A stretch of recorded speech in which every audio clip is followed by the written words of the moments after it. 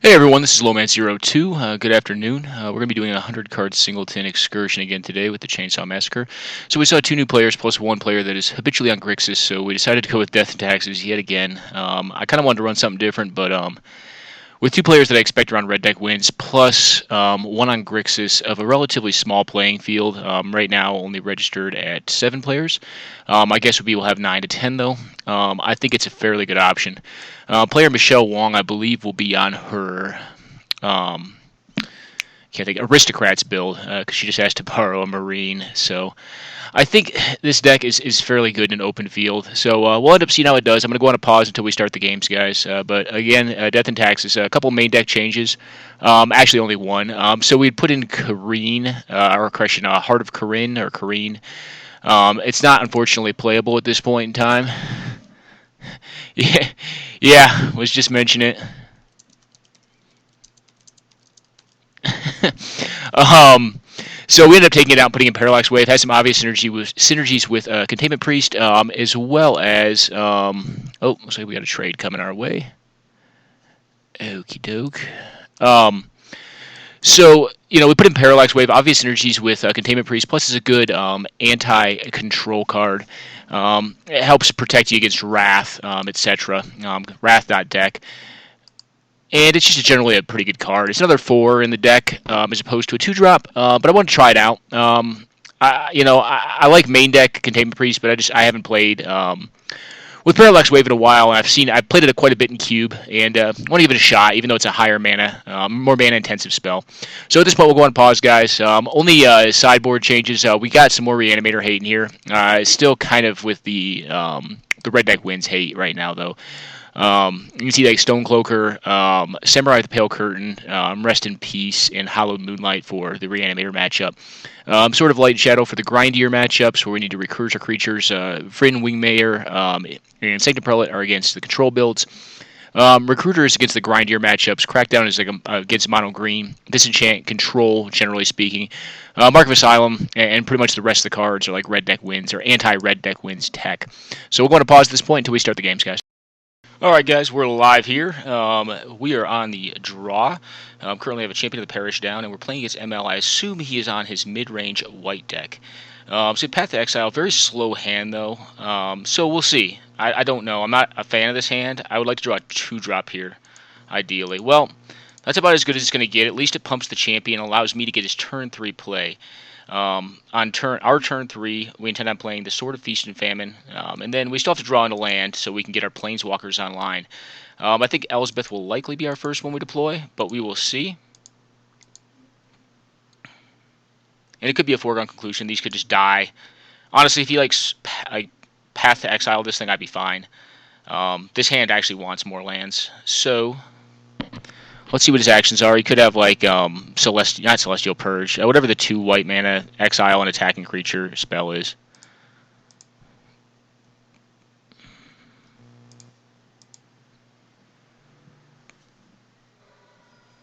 All right, we'll F6 it.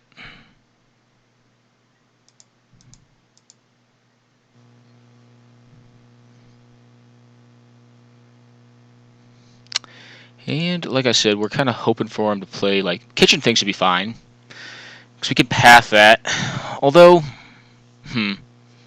yeah, we do it during his turn for mana efficiency. Then we can drop the Sword of Feast and Famine. What has me most worried though? Probably like a Mother of Runes, but I can kind of fly over the top of that with like an Elspeth. So let's see what he plays here. Always watching? That's fine. With the path in hand, like I feel pretty good about this. And there's our land. So let's play out our sword. This is going to set up next turn very nicely. Unless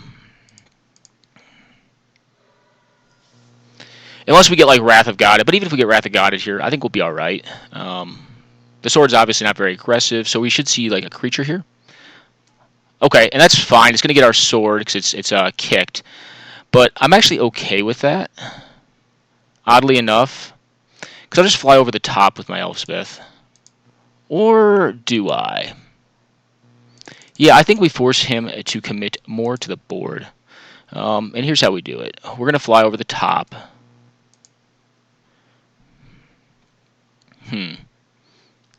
Well, the other option is this. Let's just create a soldier for this turn. This will set up Gideon or Kytheon next turn. And if we manage to activate the Kytheon, we'll play out the Gideon before. Well, if we think we're going to. We'll see what he does here. Wall Reverence is fine. We'll just get rid of that thing. That is fine.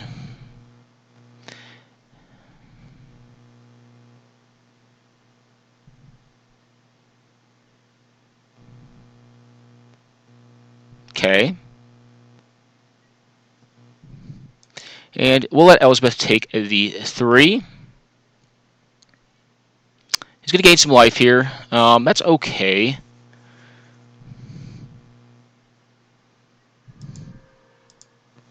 Cool. So I think we fetch here.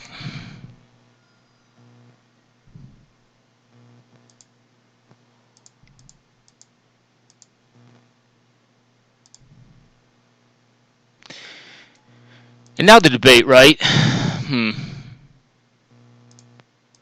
Well, I think what we do is this. We just start making soldier tokens.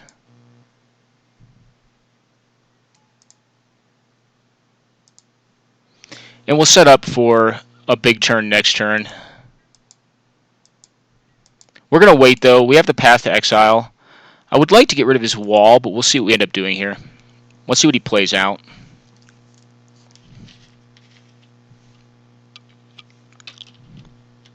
He could get us because this is a slower hand. I think if we'd been a little more aggressive from the start, we would probably have him dead already because we could have used the path more aggressively. Here we're kind of protecting a more like mid-range plan. All right, that's actually okay. It doesn't really get through what we've got going on. I don't think he has an attack here. He may go for it. But I think we path his wall here.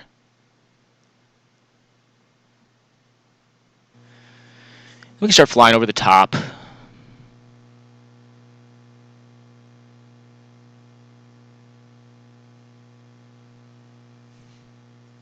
And what is that going towards? The Elsbeth? Interesting. Alright, well, we will block it. If he has like a combat trick or something, that's fine. We'll just lose our silly things. Or we'll just path in response. If he has like some sort of trick. Yeah. This is cool. He's going to try to exile one of our blockers. Although, I don't know. We have to think here. Okay, Devouring Light on that thing. Yeah, I think we have to go with this. And we'll lose our 2 1/1s. You know, that's not great, but it's going to be okay. It's going to have to be okay. Okay. So before he passes to end step, we'll go ahead and path this thing. He'll have more land in play, but we can start flying over the top for damage. Now what we're really hoping for is like a sword or something here. But we can make a lot of blockers pretty easily with our 2 walkers. Cool. Well, that's at least a lot of lands. Now, let's think this through. So we want one of these. I think we also want a 1/1. Yeah. I think we'll just keep on flooding the board. So he is on... I'm trying to think if I need to play this land. I don't think I should play this land out.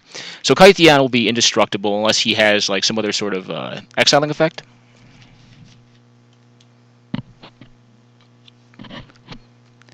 But we do have land tax open to us next turn. What are our best draws? Well, we'll definitely block the Bramaz. And we'll probably also just chump the Kor Sanctifier. I'm fine with him doing this. So we need to block with 3 things. Okay, that comes in. Alrighty. And that will be... Oh, it's a token creature, so actually it doesn't really work that well. That is going towards our Gideon. This is going towards our Elsbeth. And this is going towards Gideon. Okay. Well, what we're going to do is this.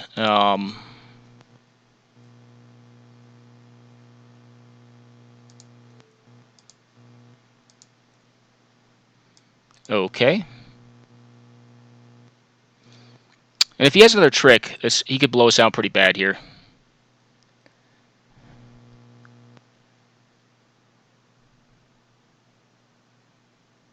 And he may have like exile or something like that.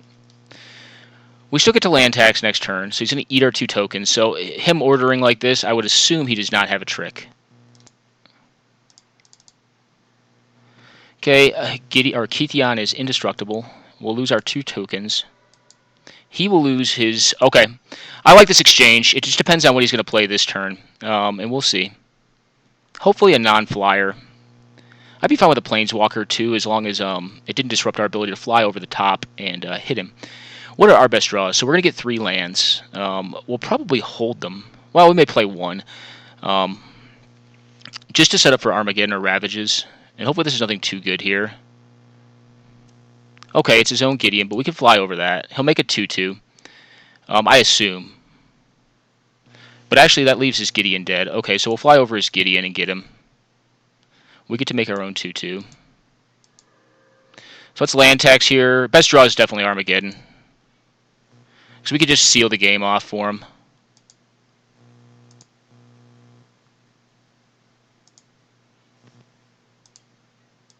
Okay, well, another land is definitely not great.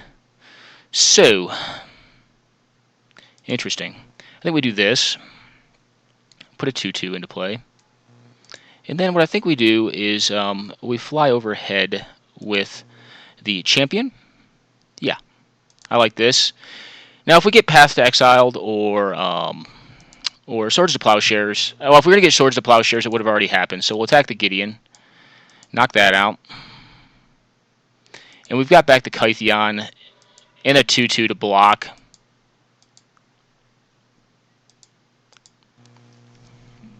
And we're still on tax, so we can get gross card advantage. We've just got to start drawing better off our top because we hit land last turn. That's just obviously not optimal. Okay.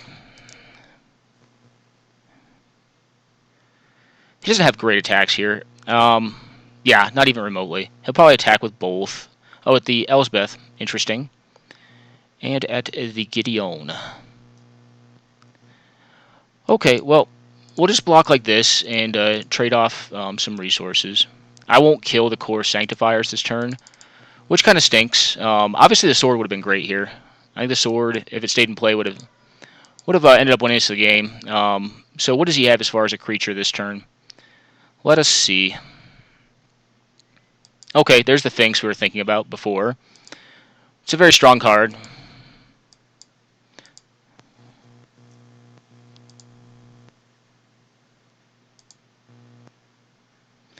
It's probably the most defensive I've played this deck ever.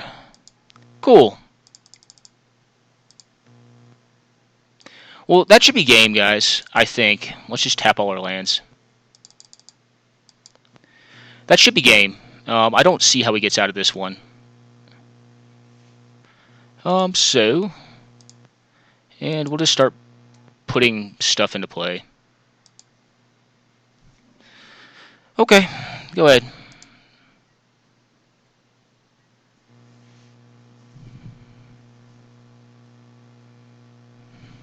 He could attack in here.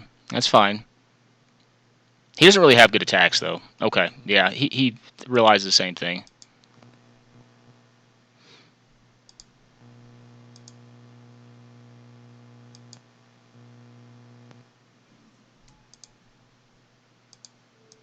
Alright, let's just work to life him at this point.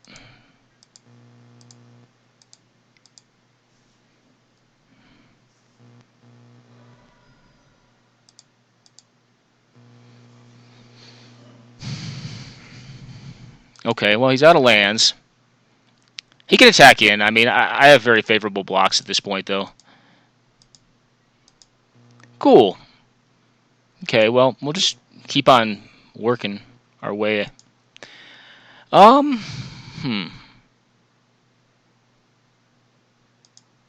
think we do is this. We're going to go ahead and fire up the Gideon. And we will go ahead and give this thing +3/+3. We just want to end the game as rapidly as possible. He may block with his Sphinx. He'll gain some life with that.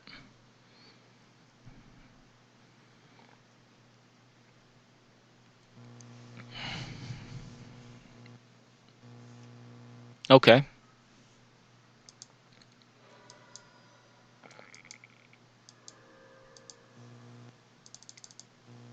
And this should end the game next turn. Actually, I misplayed. I should have played that at the beginning. But, you know, I think we'll be okay.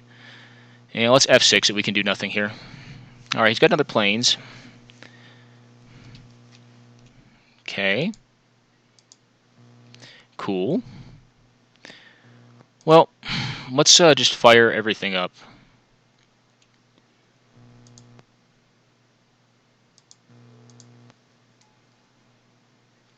That should be good enough.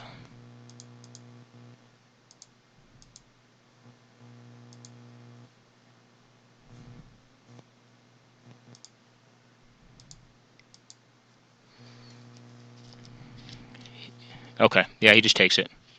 Alright, that's game. Armageddon, heck of a card. Obviously, the Planeswalkers, they ended up working out, so we definitely want this. We probably want to get rid of this, I think.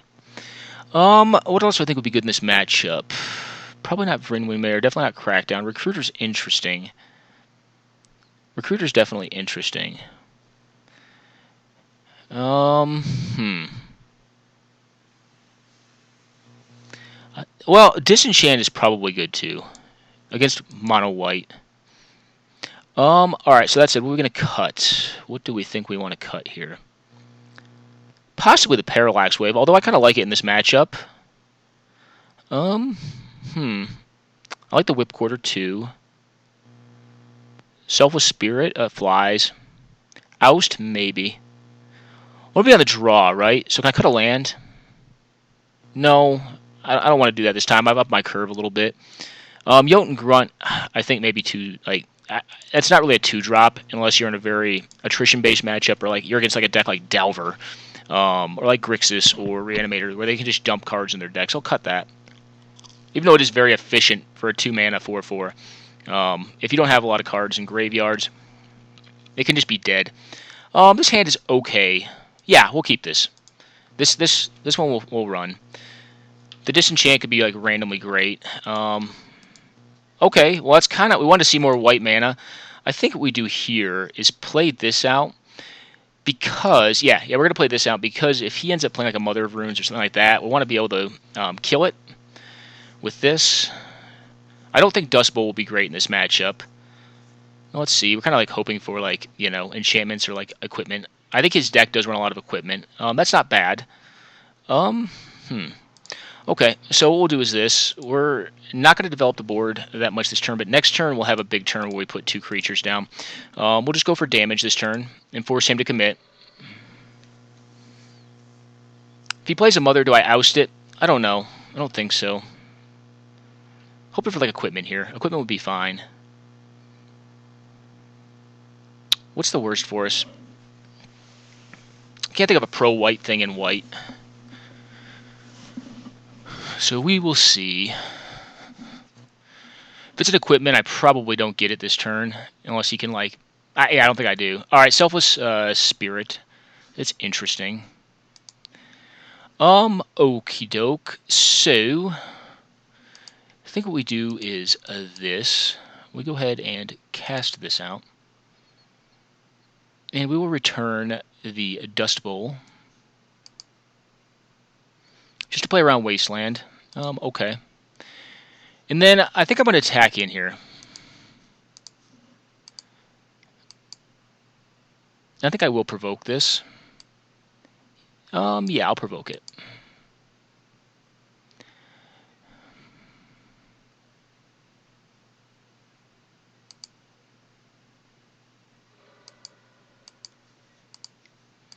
Okay, let's play this thing out. It's just a fine beater. Obviously, we're down on creatures again. Our hand is a little bit reactive, but we do have the Bone Splitter to buffer up one of these threats. I think we'll put it on the Boros Elite, depending on what he plays. If he plays a Ground Pounder, we'll probably just oust it here. The Disenchant is, like, hopefully randomly good. We'll see. Okay, well, that's a decent-sized card. That's good. So here's what we do. Here's what I think we do. I think we just equip... Yeah, I think we equip this one up right here. And we're going to give him this back later on.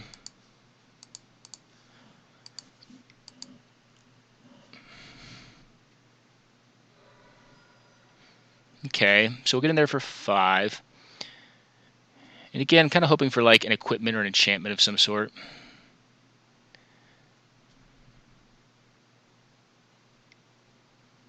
Let's see. He may get us this one. This draw has been kind of slow too. The Stonehewer is a good comeback from behind card against this deck. Okay, so we lose that. That's actually okay. We may lose all of our stuff. Okay, Oblivion Ring on the Elite or on the Bone Splitter? Probably the Splitter would be my guess. Okay. Well, I don't think... Cool.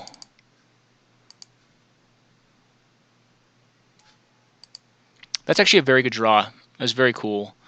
So what we will do is this. Would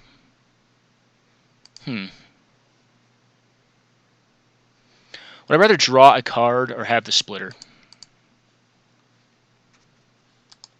I think I'd rather draw a card.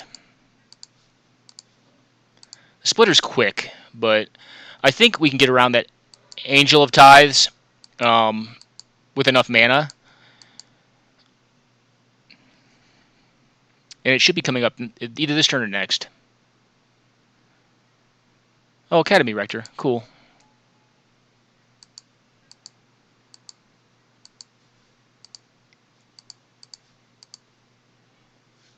Interesting. Well, we're definitely landed.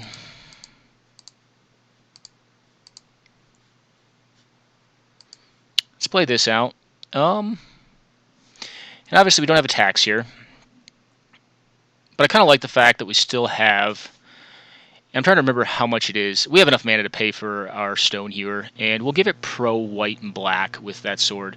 It'll allow us to get our Deathblade Elite back as well, which is cool. So we should see the Angel. Maybe not. Batterskull. Alright, well, I'm glad I saved the Disenchant. That's very nice here. The Academy Rector doesn't worry me a bit. Very interesting as well. Alright, so, bye-bye. Oops. So let us go to attacks. And we will find, I believe, this one. Okay, do 6.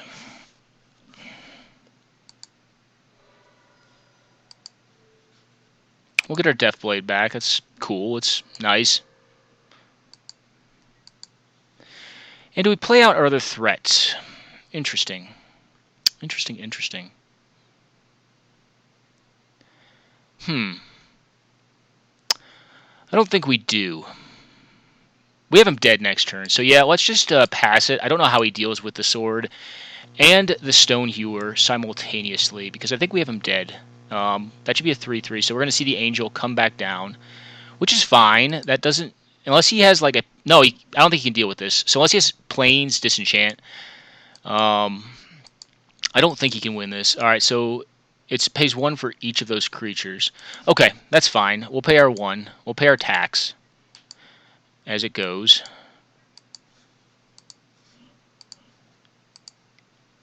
Yes. And then we will get the other sword and win. Cool. And that should be perfectly lethal. So, kind of some interesting games. Well played by ML. ML, thanks as always for the games, man, and for your hosting. I appreciate it. But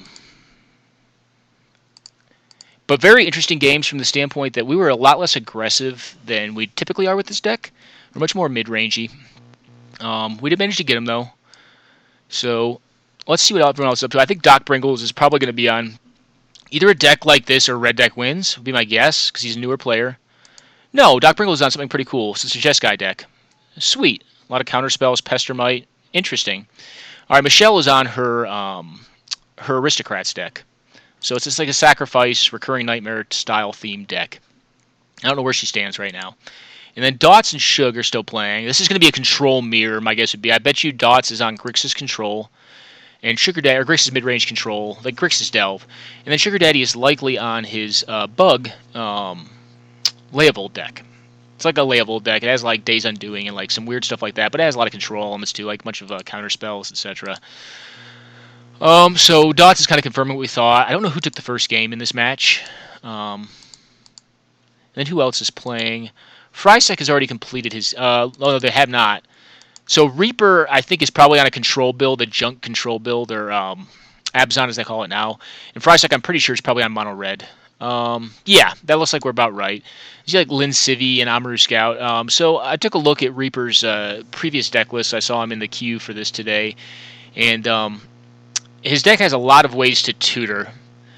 I don't know if I agree with Aether Vial, but I think he's on 6. His turn. It depends if his mana is tapped. Okay, he's giving his stuff +X +X. Actually, I think he loses that, doesn't he? There's only 5. No, he wins. Okay, because I say he'll take 5 back. Although he can't quite win because no, he can. Depends on what Frysek has in hand. If Frysek, really depends on what Frysek has in hand. It looks like he's going to win this, though, with Mirror Entity. Obviously, Mirror Entity is a complete combo with like Lin Civi, Remos and Sergeant, and Amaru Scout because they can tutor for it. And I think this should be game. Depends on what he has in hand, again. If he had Burn, though, he would have burned one of these creatures in response. And then limited his damage capability down to 15 while taking 5 back to the face. I think. Okay, so he's still showing that he's dead. This isn't going to work the way he thinks, I don't think, because he's going to be at 0 life if he has the burn. Alright, first strike, that's mildly interesting, but doesn't do anything here. Okay, I think that game's over. Yeah, this is the matchup we were expecting. So he got the Dwarven Miner with his Blue Elemental Blast.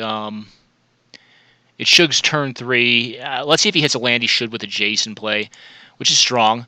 Yeah, same game here. Let's go back to Michelle versus Doc Pringles. Doc Pringles has got a Primetime in play and a Jace. This is not looking good for Michelle. I don't think she's favored from this position. And to add insult to injury, the Primetime is obviously hers. Yeah. I was kind of wondering how he cast that. I'm like, oh, then bribery. Interesting. Our Merciless Executioner gets rid of this, at least for her. And then she's still got to deal with the Jace, so... turn 5 art. She already played her land. What does it here?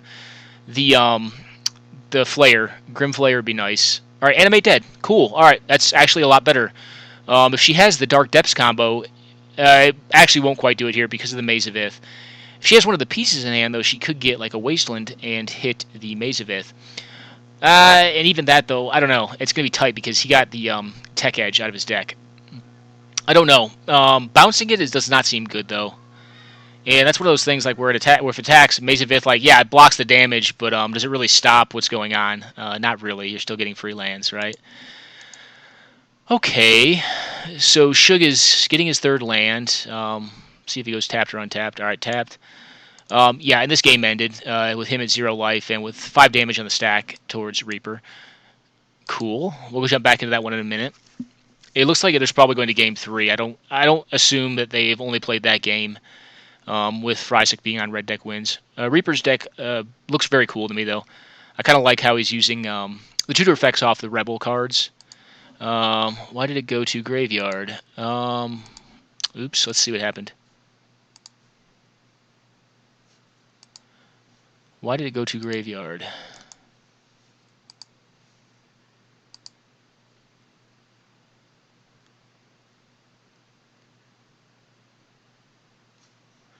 That is really weird.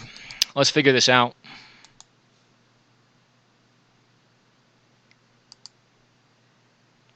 Yeah, this game is probably bugged. I think she just got gypped. That stinks. With that happening, she's probably going to lose, though. And that really stinks to lose that way. I don't see how that happened. Let's look through the cards. I don't see how that game state came about.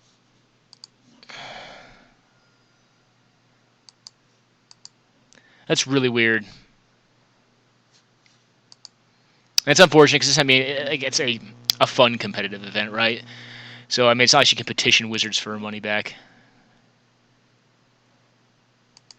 Yeah, go figure. That is garbage, though.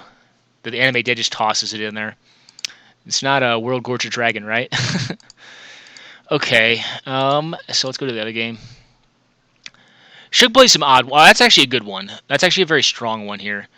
That could turn the corner for him in this game. We'll see how he ends up playing it. He's on 4, Dots on 5. Really, it comes down to whoever gets a threat landed first and is able to keep it alive in this matchup, I think. I don't know. Well, I guess there's nothing good to get with his Jace. I think what he wants to do is leave up a counter magic if he has it and Dust Bowl the probably blue-black land. And then the other blue-black land, I don't know. Maybe blue-red, just so you can cut it down in 2 turns and take him off of red. But I think his black is more dangerous as far as casting of threats. All right, interesting. So he cast this out, kind of into counter magic. I don't like the use of the Dust Bowl there. I think I would have rather used the Grim Monolith to activate the Dust Bowl. He must have counter magic in hand, though, that he intends on fighting with this over. Okay, well, I guess the other game that we were watching, the red deck wins versus the combo deck, for lack of better terms, is already over and ended. And the Tombstalker resolves. Cool. Very interesting. What does he play here? He can play a threat of his own. That definitely opens up his mana quite a bit, so that he can leave open control or counter spells, rather. Jace, cool. I think we're going to see a counter spell of some sort here, and then probably a bounce would be my guess. But Shug can build his graveyard up fairly rapidly. Yeah, I don't think that's going to work. I think it's going to get mana leaked or something like that. Well, not mana leaked. Actually, it had to be an actual counter spell, like a negate or counter whatever. Oh, gainsay. Okay, cool. Yeah, obviously a boarded game. So, yeah, he bounces that, which is cool. I don't think Shug's Jace is definitely worse. He needs to find a way to get rid of that thing. And recasting the Tombstalker doesn't seem like the way to do it. All right, I've got a Vendilion Click. This game's probably over. I think Dr. Pringles has this one. Although, I don't know if Dr. Pringles runs the bribery main or not. Some players do. I'm not personally a fan of that. I kind of like my matchup against him with Death and Taxes still. If we get matchup against Freysick, I think that'll be okay. And I feel pretty confident against either Dots or Sugar Daddy. I think the hardest matchups will be to win are probably actually versus Michelle, because her deck is just like pure fair mid-range. Well, I guess it does have some like graveyard shenanigans going on. And likely actually the combo deck. I think we can get it, but it'll be tougher.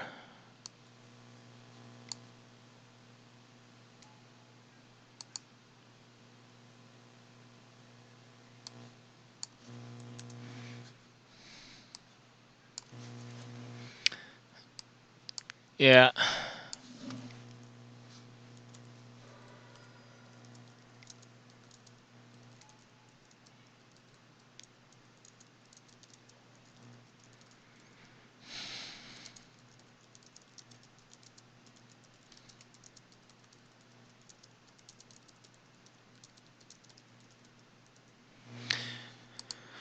Yeah, I played the card recently. I haven't had that problem, but and actually we kind of missed the Titan in the graveyard. It's just weird. I don't know how that happened. It's kind of miserable too, because like she'd probably be winning this game. It's really it's too bad, you know. Really is too bad. Disappointing to see like a player just win on like Moto breaking. At least she can get it back here. That's cool. She'll get it back at the end step, I think. Yeah. Probably prime time would be my guess. She said 16 life? Yeah. Probably prime time, I guess. I don't know. Could just be the Rab Baloth as well. I mean, I guess it ticks up the Marine, but like, what's really in there worth getting? Yeah, okay, yeah, prime time. That makes sense to me. I don't think that Dr. Pringles can leave Marine in play, though. So what's going on over here? Oh, not here. Here. Alright, well, Chase down to 1. I guess Shug recast. Yeah, he recast his Tombstalker. He's going to draw. Shug's up on cards.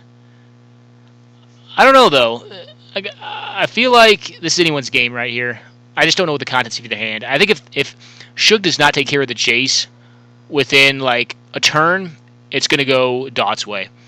Just because Jace the Mind Sculptor is it's a heck of a drug, right? Very powerful card. All right. Yeah, in this one, like, I don't know. It's just miserable to lose this way if you're Michelle. Yeah, I got Marine with a Flame Slash. This looks like actually a Blue Moon deck more than a Jeskai deck. The Caracas threw me when I first looked at the deck when they were mid-game. This is probably Blue Moon, actually. Looking at it now. Yeah, okay, so he likely Jaced the Marine. Oh wait, no, killed the Marine with Flame Slash, Jaced the Vend Click, and then took care of it with Vend Click on Draw Step. I don't know if that'll do it either. I mean, I guess like at some point in time she's gonna force him to blow up the Kessig Wolf Run if he can get, or if she can get more than one creature in play. I don't know how likely that is. She's down on cards. She's facing off against a Jace in a DAC, so filtration plus actual factual card advantage, I think it's going to prevail here. Okay, so I don't think that's good enough. He's going to mill his deck. I don't think that's going to work. I guess it might. We have 70 cards. Divided by 5. You're looking at what? What is that? What? Quite a few spells. I mean, I don't know.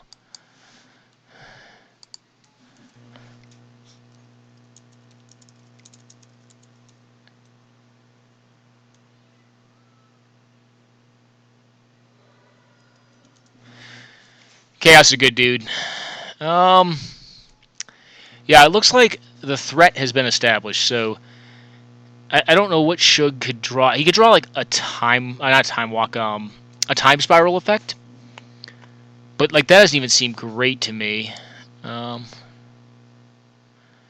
I can imagine, man. I used to actually work in the lumber industry, and yes, it was hell on a lot of things.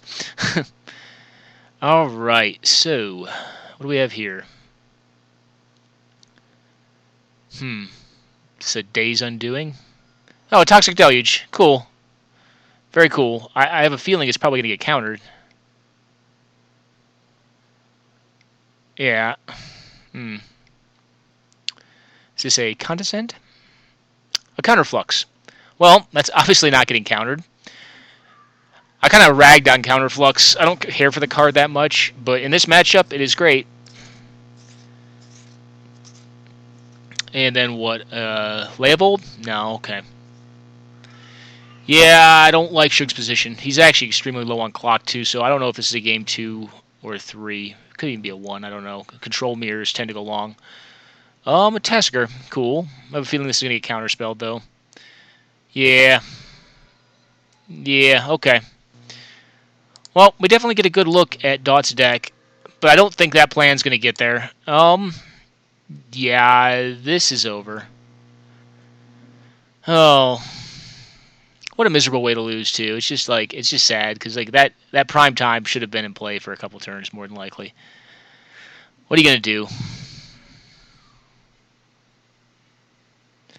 Heck, I guess he could time out, but I don't really foresee that happening.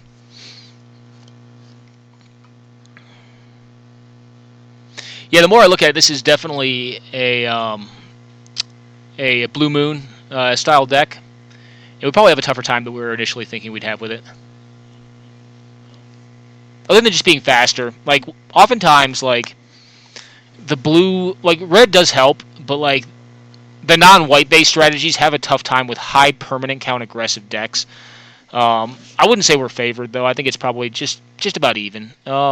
Okay, Tormod's Crypt. That's kind of like whatever at this point. It's kind of a dead card. I mean, it's good against her deck, but like she doesn't have any of that going on whatsoever. Meanwhile, over here, yeah, this one's over, guys. He's dead next turn unless he can answer the board. Damnation? Maybe. I have a feeling that Dots is likely on counter magic at this point, though, with an active Jace in play. Like we said, if he wasn't able to get rid of that Jace really soon, I didn't think that he had a good chance. That does, like, next to nothing. How many cards is he going to get him down to? Like 40, 50, 55? Yeah. Not enough. Milling him is an interesting strategy.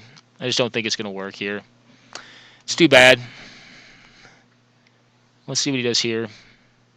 Alright, Greenstone Zenith. Probably for Leovold. It's irrelevant now, though. I don't think he can block and live. Oh, he can just bounce the Jace anyways. Yeah, this game's over. Complicate? Yeah, it's not good.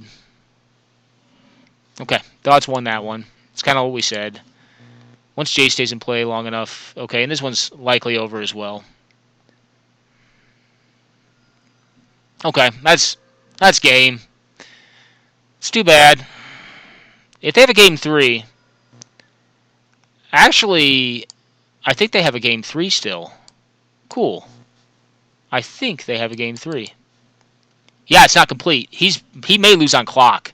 He's got to win fast. Okay, I thought that was probably a game 3 and or 2 towards someone's favor. I actually like Michelle's position because, like, his clock is going to kill him. Because, like, that deck, unless, like, you just combo out randomly, and it's still going to take, like, 4 turns, and you're going to have to hope she's on, like, no removal.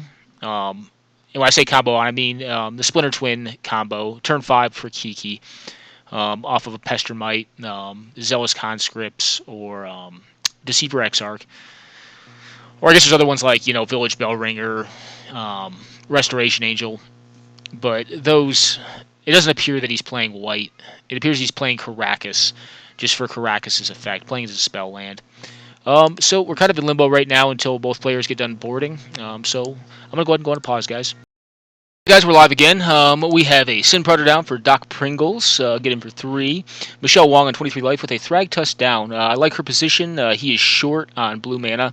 You can't block that, Michelle. You got to just let it through, and that's fine. You can't block it. It's got menace.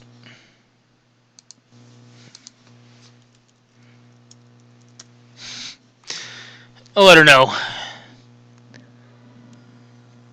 And he's down a lot on clock. She's got 8 on the swing back, which is just like monumental. I think you just let that thing be. Like, you can take some damage from it. You've got 8 power. Bazooka Bog? Yeah, cool. I guess it, like, gets rid of Snapcaster opportunities? I don't know. I don't know what it does for you here. Let's see what she gets up to. He's on 5 cards, but he's, like, way... This is one problem that you run into with Blue Moon, is, like, you still have to run the duels. Oh,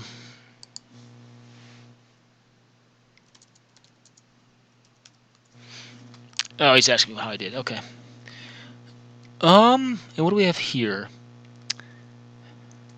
Nice. That's just another big thing that will just beat the life out of him. And gain her life, I guess, if she needs it, but... It's not like where she's at. She just takes damage off this. Yeah, throw it in the trash.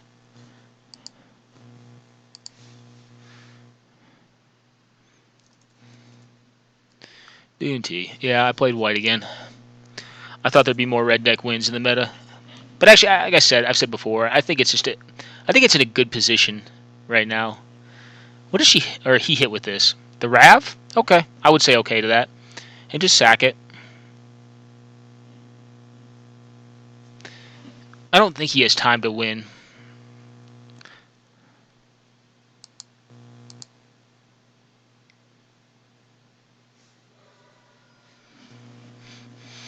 This is going to be a Primeval Titan. I can see her slamming it now. It feels like she's going to slam that. Okay, Nissa and then Flipper. That's probably not good either.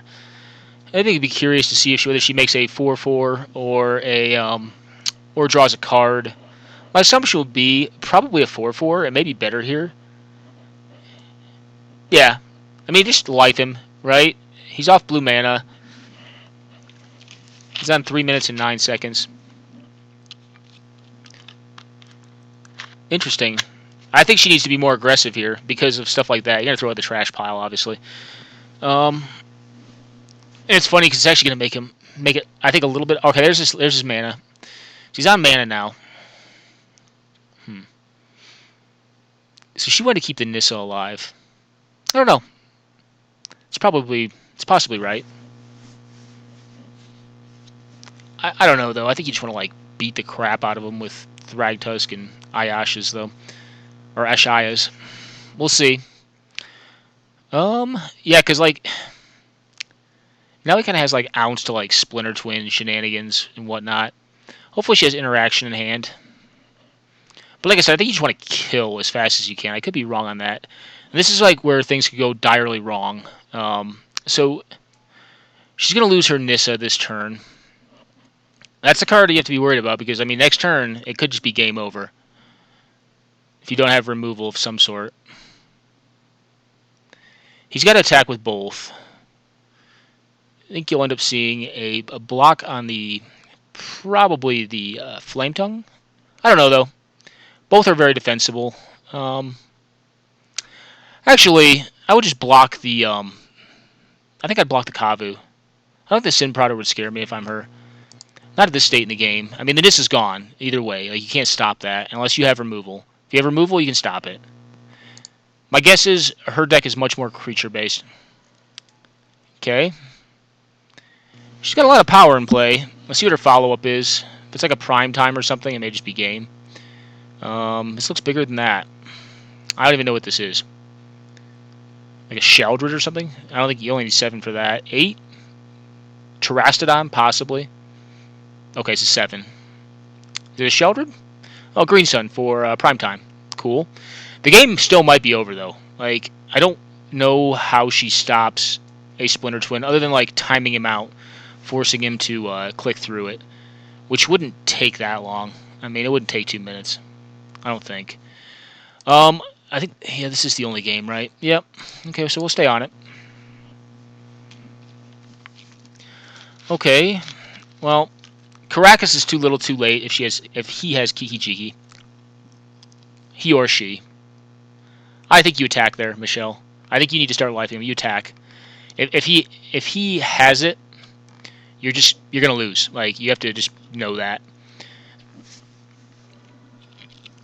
Unless you have Nature's Claim is about it. Okay. Well, his Sin Collector or Sin Prodder is hit pretty poorly. Alright, Brainstorm to see if he can hit his 1-outer. Because I think, yeah, he's dead next turn. If he can't get his 1-outer, which would be Splinter Twin. Which would be like a miserable way to lose. But, you know, if it happens, it happens. Okay. Kiki Cheeky? Bribery. I wonder what that gets. I wonder if that can stop her from winning. She definitely needs to leave the Karakas untapped next turn to stop any Kiki Cheeky shenanigans. Now, if she has Kiki Cheeky in her deck, that would just be game. And I'm hoping for her sake she does not. Okay, well, Shriekmaw is good. Shriekmaw is definitely a good one. Is he going to crack in there? You got to life her at some point. Okay. Yeah, he can't block with that. That's just like 1-outer. Interesting. So, what do we see now?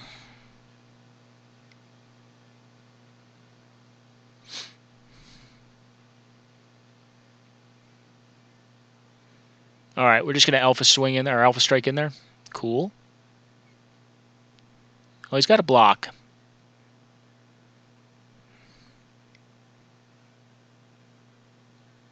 Okay. Interesting. That's a weird way to block. If she has a creature follow-up, I think she's pretty much... And he does not draw the Splinter Twin or the Kiki Jiki. Kiki Jiki's actually irrelevant. And don't tap your Karakas, Michelle. Please do not. That does not play around the 1-out. Okay, that's great. That's probably game if he does not have it here. That being the Splinter Twin. If you draw a Splinter Twin, that's just like, you know, okay, I lose. That should be game, though. Okay. Yeah, you can't block this unless you have, like, instant speed removal. Or, like, Deceiver Exarch buys him a turn. I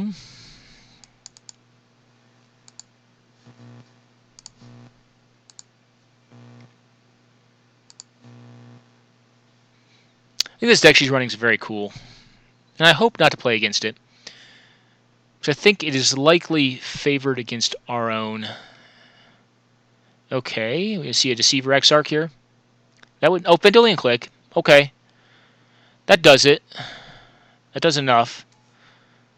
I guess, yeah, he probably hits himself. Yep, trying to look for the Splinter Twin. Glen Elandra is irrelevant.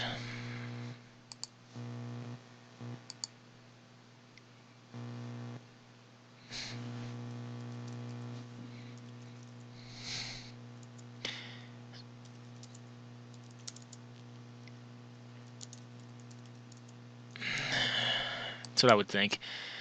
Oh, yeah, well, we have a Lightning Bolt. Cool. I don't know if I like... Alright, Burst Lightning on this thing. Be interesting to see what it is. I don't know if I like the Karakas play on Vendilion Click here. What do I think of that? Well, he's got to block with the P-Mite. I guess he would have to have 2 cards in hand, like a Deceiver Exarch, which I think he would have used there. Okay, Stinky. Stinkweed Imp. Cool. Very cool. Okay. I don't think there are rounds to this now. He's managed to make this game last very long. Even if he were to get his combo, he does not have time in 28 seconds to win with it. Which I think, like I said, was really his only out from the game state the way I saw it shaped. There's the Deceiver. That's hilarious. It's just funny. But I mean, like, I don't know what he's doing here. He's just delaying the inevitable. I don't think he can get around this. If he does, cool. He'll live for another turn. Then he's hoping to one out what? He's still dead. Wait, maybe not. No, you're not quite dead. By the clock, he's dead, though. Arc Trail goes to the ditch. You just Alpha Swing. You just strike in there. Let him block unfavorably. He's got to block the 4 power. He's got to block... Okay, well, I've actually forgot about Karakas. I don't know why he played this out. Alright.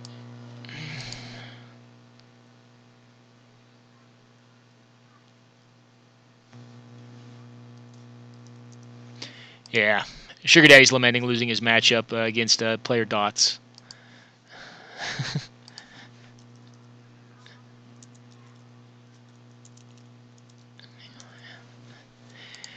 Alright, well, that game is over. I'm going to go on a quick pause, guys, until we get paired up. Alright, guys, we're live again. We're playing player Dots this time around, so we know he's on Grixis control. And this hand looks great. We'll keep it. 1 drop into 2 drop into 3 drop into Armageddon. So that's pretty good. Could get to rest here. Okay, no, we're not going to. Okay, Ancestral Vision. I'm fine with that. I don't plan on giving you enough time to actually do that. So play this out.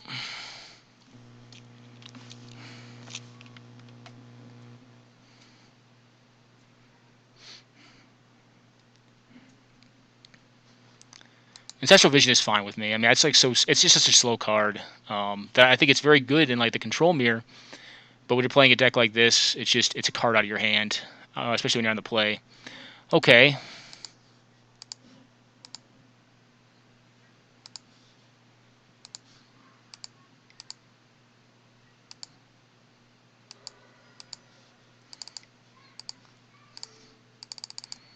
He could have a counter, that's fine. I'll let him counter it. I think he's more likely he has burn than he has counter spells. So if he wants to counter it, that's cool. Daze? Okay, nope. Not at all. Cool.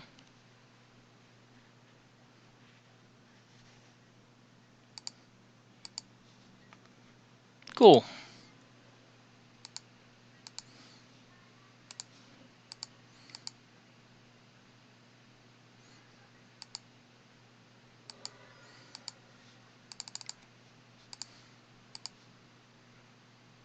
Do you have more?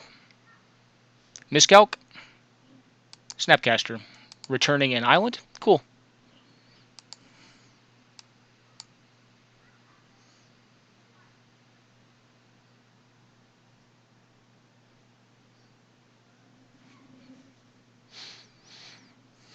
Interesting.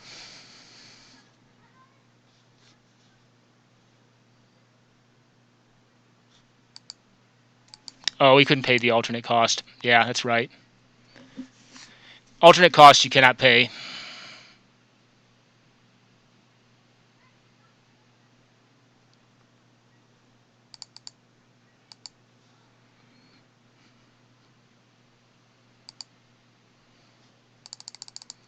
Force him to counter again. See if he has it. If he doesn't, it's probably game. Okay.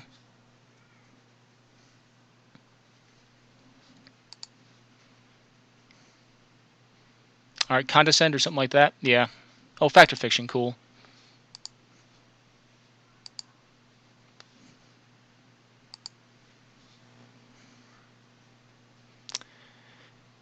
Not a favorable choice here.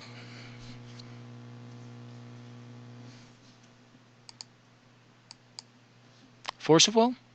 No. Interesting.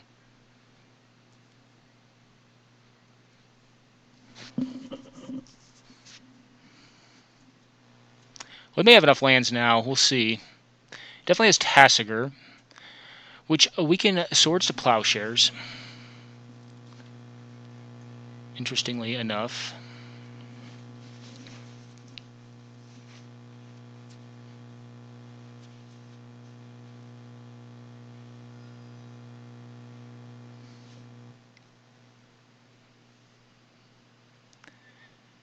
Have to have Force of Will in hand.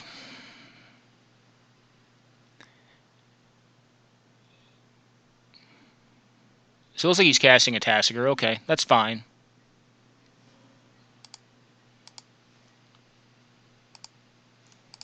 I think we just nip this in the bud now. If he's got it, he's got it. Cool. We'll attack in with this. If he wants to block it, that's fine with me. The next turn we can make it a 3/3 and start getting in there for real damage. Unless he plays black mana, which I believe he has one of. Yeah. He's got one that comes into play untapped. He can burn out our Hallowed Spirit Keeper, but he can't stop our Student of War. This could be a Gurmag Angler, which would be bad. But Hallowed Spirit Keeper gives us a little range against that sort of thing.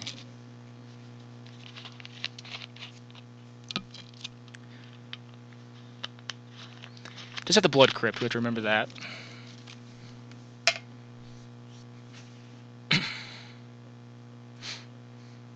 We definitely put him up a lot on life. Okay. Cool.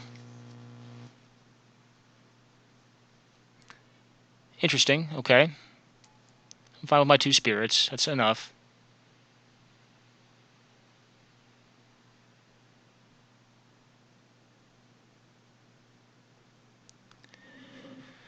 That is enough.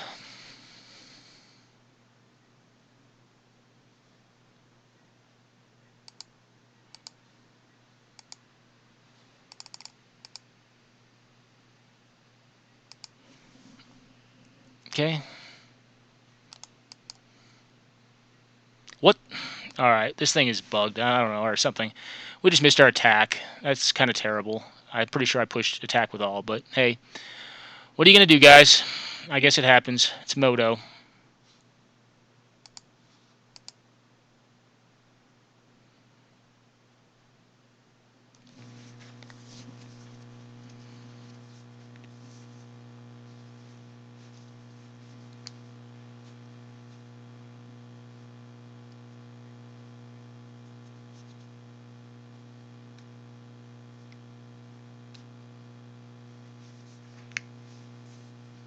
Okay, he'll Thoughtseize us and take one of these 2 cards. I don't know which. They're both fairly strong.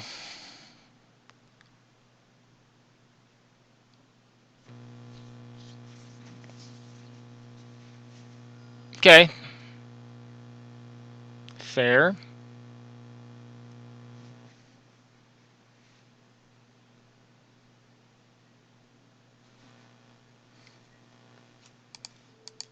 Well, I guess we're getting Wrathed here. This has first strike, so I don't know why he's attacking.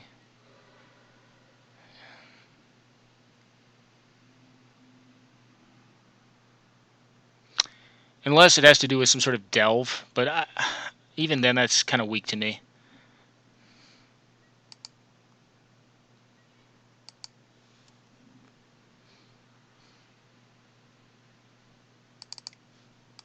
Force him to counter here. Yeah, okay, you got it. Cool.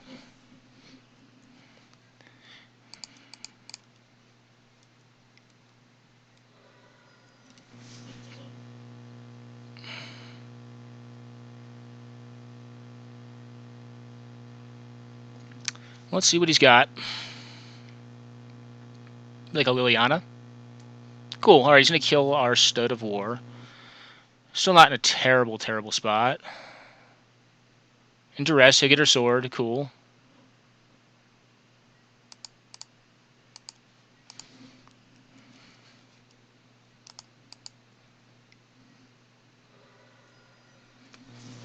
Well, we're live for pretty much anything. Okay, he draws nothing, evidently. Well, cool. That's actually exactly what we want to draw. If he has Cryptic Command, we get blown out by it. That would stink. Memory lapse, okay?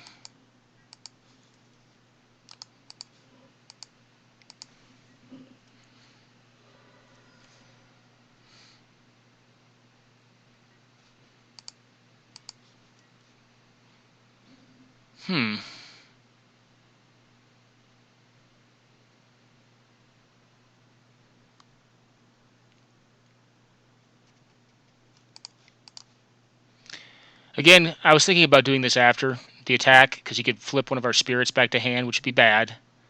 So again, Cryptic Command is bad here. If it's just a counter spell, I'm okay with that. Undermine, okay. Okie doke. Arc Trail will be bad. What else would be bad? There's a lot of things to be bad here. We're definitely still not... Definitely going to win this. Okay, the Gurmag fish, it's fine. Cool. Well, let's do this, because he's going to take him off red mana, which I like. Him not being on red mana is strong. Because it means even like an Edict effect doesn't win him the game here. And he can't draw both in one turn. Okay, cool. So we got there. A lot tighter than it should have been. Now, missing that attack was not good, obviously. I like Ring of Wingmare in this matchup. What do I like it over? Probably the Flicker Wisp. Yeah. Flicker Wisp is cool, but like I don't think it really gets much in his deck. Stonecloaker, neck. No. I like Sword of Light and Shadow. What do I like it more than? Probably the Feast and Famine. Feast and Famine is a strong card, but I kind of think this is more of an attrition matchup. He's going to be blowing up individual creatures, and if we can ever lock this thing up on a creature, it's pretty good. And the red is good too. Do I want to put any more like random beaters in there, like Silver Knight and stuff like that? Maybe. Is it better than Whipcorder? Probably not. What would it be better than? Probably like the 1-power stuff. Like the Quarter Paladin seems weaker than like this card to me. I kind of like Samurai. I don't. Well, it's only permanence though. Yeah, maybe not on that. Core Skyfisher's still strong. Well, it's kind of weak. Brave the Elements may be weak. I don't know. Parallax Wave is actually probably weak in this matchup. Probably just go with another like creature. Disenchant's interesting. He only runs the Batterskull though, I think. Maybe like one artifact land, maybe.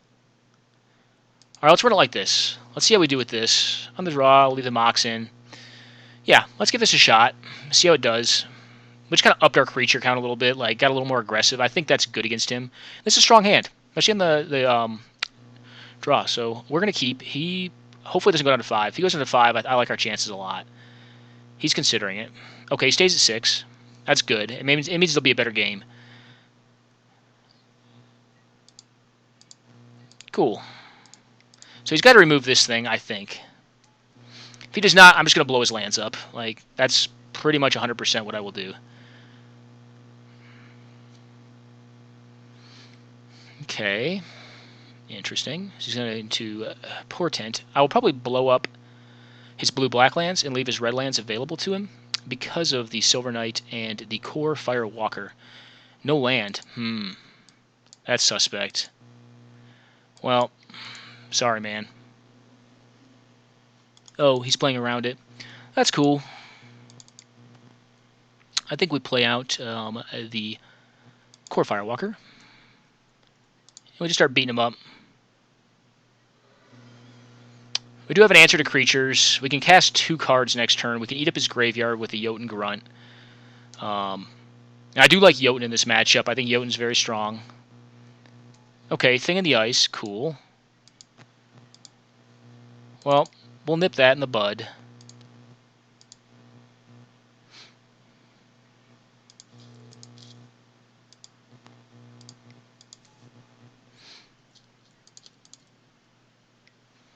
It's a lot of pressure. Lots of pressure. I don't really need to play out lands next turn either. Leaving up counter magic's not an option for him. He needs to be proactive against us right now, is kind of my thinking. He needs to wipe our board. Like, Toxic Deluge would do it, if he's got it. That'd be strong.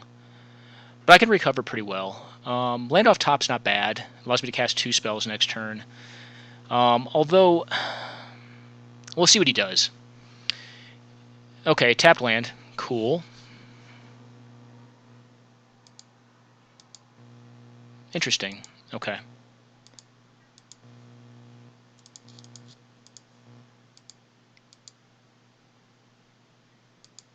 Well, if he had an edict effect...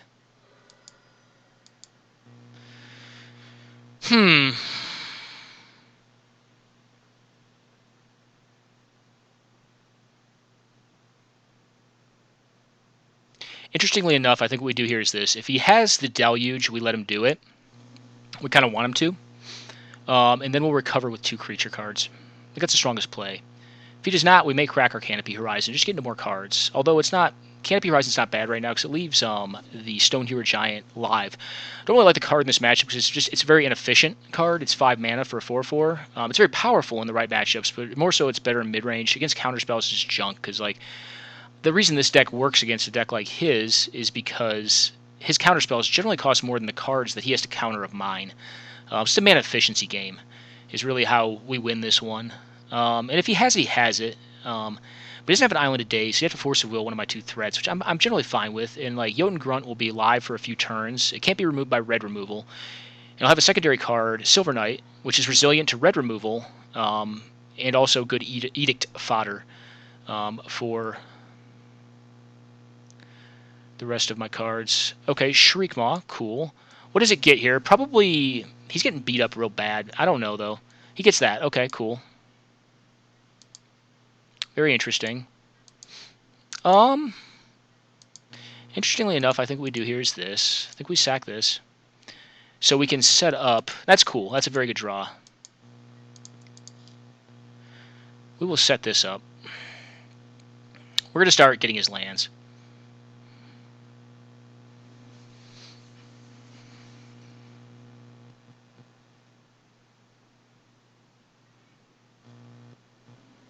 And here, I believe we will use a Wasteland. We'll get this one. If he taps it for mana, we'll just go to our next main. Yep, that's cool. I would have rather got the red, but I also want to use my mana this turn. I don't want to get countered. If he has a Spell Snare, I'm okay with that. And here, I think we play out the Grunt. That sets up lethal, not quite next turn. Yeah, but it turns off his fetch land. It is lethal if he fetches. So we'll play this. Cool. And it's tough to remove. Just a big guy, right? So if he sacks here, we have him at lethal, or we have him Dobbs. He has to remove some of our threats. Yeah, so now he's Dobbs. Let's see what he gets up to. He could, interestingly enough, like Toxic Deluge us, but then he goes down to 4. And we have 4 power worth of threats to play out the next turn. That's why, like I said, this is why this deck works against his deck, because it's just a little more efficient, right? And it's just easy to play under his curve of answers. What do we have here? Okay, he gets those things. That's fine. He obviously, yeah, he's not going to leave that. Okay, I will put some of my threats back. Yes, I would like to. And actually, they're going to be out of his graveyard. So we'll put these 2 back. That way he can't delve into some monster. That's a strong draw, though. That'll allow us to shore up our match if he plays like a monster next turn.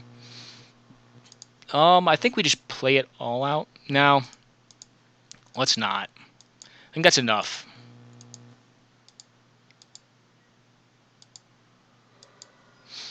Silver Knight avoids red removal just like the Grunt does. The Grunt is lethal already. I don't want to play out a Dragon Hunter, although I guess he can't Toxic Deluge here. Yeah, I don't envy his position whatsoever. It's going to be a tough one to get out of, even on 5 cards. Yeah, I don't know. I don't know, would it be like Jace? Maybe. I don't know if Jace is even going to do it here, though. That's still a tap out. Okay. Down to 3. It's going to take something special here. He could possibly do it. I'm really curious to see what happens. Alright, Fact or Fiction. You can have this, this, and this. And that's it. Good game. Okay, good game, man. Very good game. Appreciate it as always, Dots. Played a lot of good ones with you. I think you're an awesome player, man. One of the better players actually in the 100 card singleton circuit, and I always appreciate them. So, thank you. All right, so we got that one. We'll verify that. And let's see. I don't know. Maybe it'll go the distance again. This deck has historically done very well for us. I think it's just because most people don't build for it. I think they're like more worried about mono red than they are like white weenie. It's not white weenie. It's Death and Taxes is what it is. So let's jump into a couple games. We've got Reaper on Michelle. I guess I thought Reaper. Oh, Reaper must have lost his 3rd game against Frysik. Yeah, let's go check actually. I'm curious because Reaper looked like he was doing pretty well. Okay, we got lead right now. Reaper won his first one. Oh, Michelle. Yeah, I'm sorry. Michelle did win her first one. I was just thinking of that game. Okay. Cool. Okay, so Reaper's deck looks like it could possibly be pretty scary. Corehaven, not so much, though. Got a lot of utility lands in it. And actually, I think this will be an interesting match. Let's check out the other ones while this one's going on, though. Frysik versus Sugar Daddy is going to be a red deck wins versus control matchup. So let's let it open up. And I tend to like where Frysik is at right now. He is winning, obviously. Okay, so we'll go back into that one in a second once they board. ML versus Dr. Pringles. I kind of hope ML gets this one. Nothing against you, Doc Pringles. I just do. Because I think his deck's cool. Plus, I mean, like, I'm on Death and Taxes. He's on mono white. I got to give him some props, right? It doesn't look like that's going to happen, though. This actually looks terrible for him right now. And if I were him, I may just concede it. This almost looks impossible to win. Yeah, sort of Feast and Famine. Yuck. Yuck. This is gross. Yeah, that's not even fun to play. Okay. Yeah, of course that's going to get in there. Untap all his lands, and yeah, I think he'd give this one up, unless he has something to kill this right now.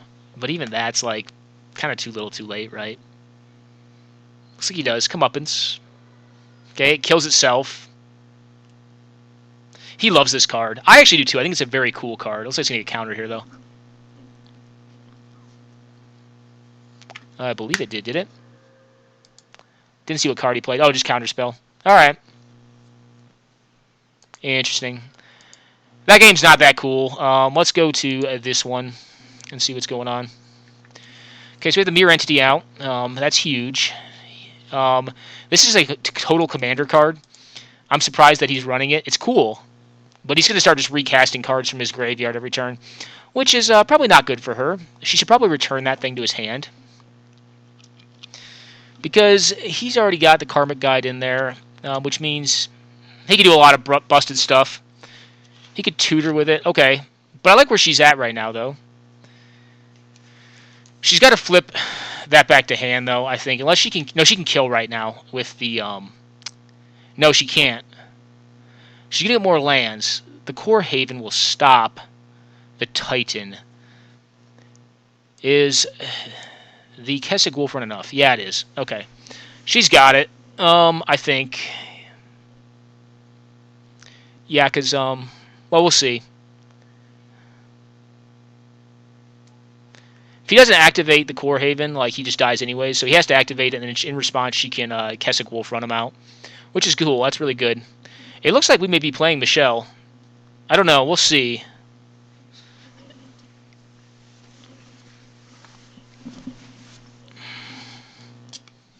We shall see.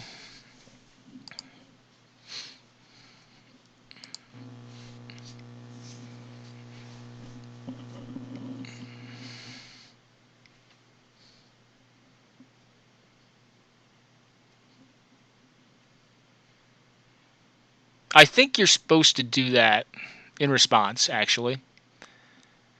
But, hey, whatever, I guess.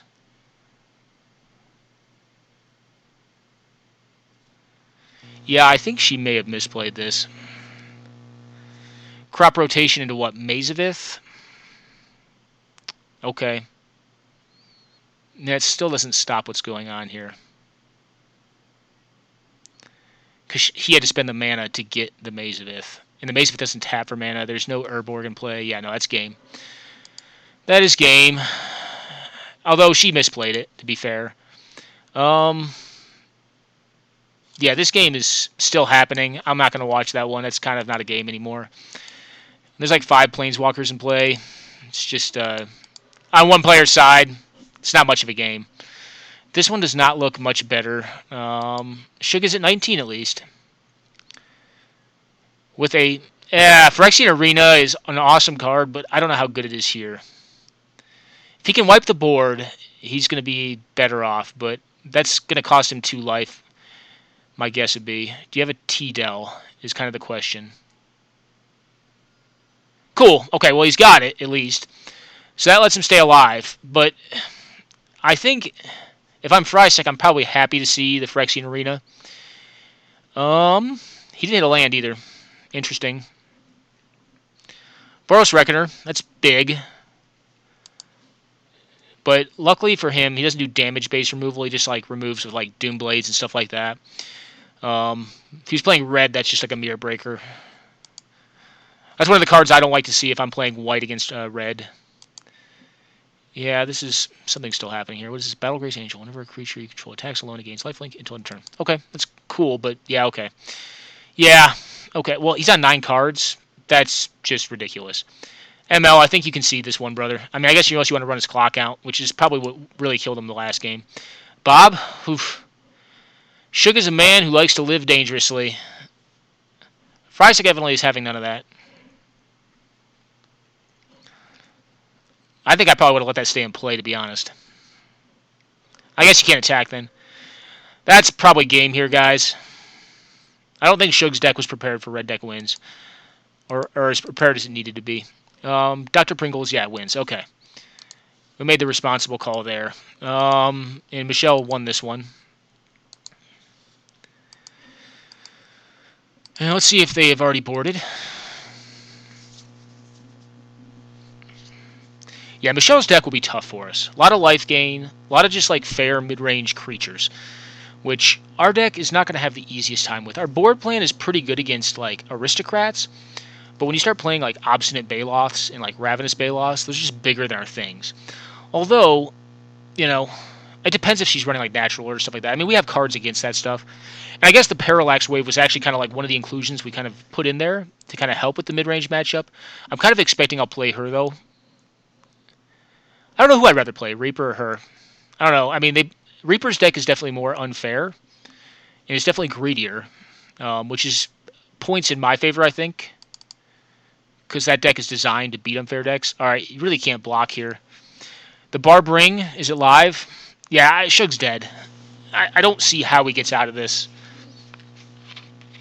I think he needs to blow up. I guess he's leaving counter magic up. But, like, yeah, there's no way to win this. If he just fires up the Hellspark Elemental, which can't be countered, he can attack in with both. And he's down to 2. Assuming a block on the Hellspark. I guess you have to have Doomblade. If you had Doomblade, that works, I guess, for him. But on 5 life, it's so dubious, especially with, like, a Phyrexian Arena in play, which is, like, just counting your clock down, especially against 4 cards in hand for a red deck wins player. Alright, the old Bee Whacker. He must have a spell in hand too. Like he's just looking to burn him for 3. I don't know. Okay. Well, that doesn't do it. That's just game. Okay. Yeah, here's a lightning bolt or something.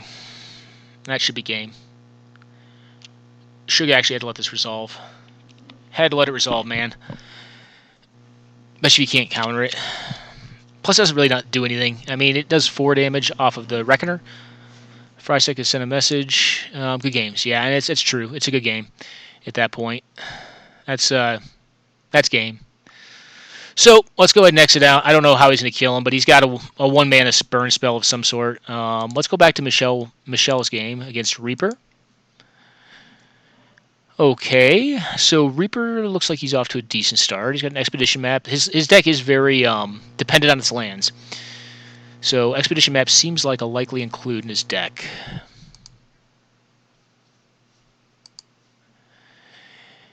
And then, yeah, that game's over. Let's open this one back up as well. See if ML can get off to a faster start with it. Alright, nothing interesting right now. We got a Gitaxian Probe. Okay, what land did he get? Thespian Stage. Okay, well, he's trying to set up a Dark Depths combo.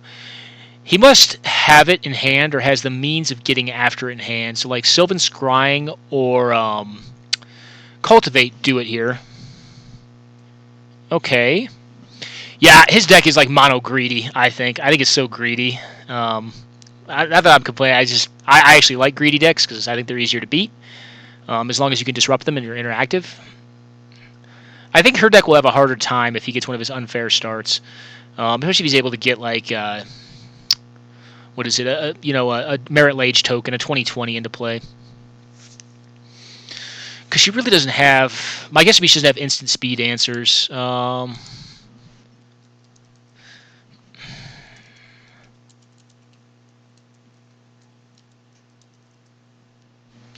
Yeah, it stinks.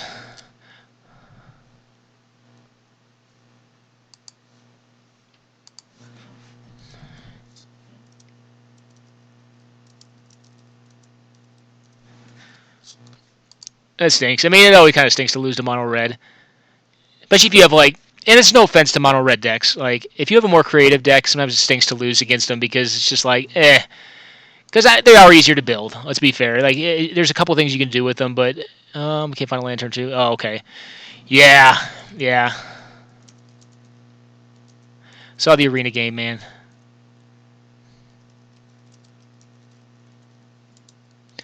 Looked miserable, it did. Like, not finding lands, not finding good threats, not finding answers to the threats that were on the board was just kind of rough. Yeah, so what does she lose to? She loses to Crop Rotation, or if he just randomly finds it. But he doesn't have anything going on right now, though. Is this her Tormod's Crypt? Okay, interesting. Yeah, he does have some graveyard shenanigans going on. I think he'd rather have like a card like Grafdigger's Cage against him, though, because he also searches his library pretty heavily with the Rebel cards, the Rebel Tutors. I don't know he's on that deck, but I'm pretty sure he is, or something very close to it.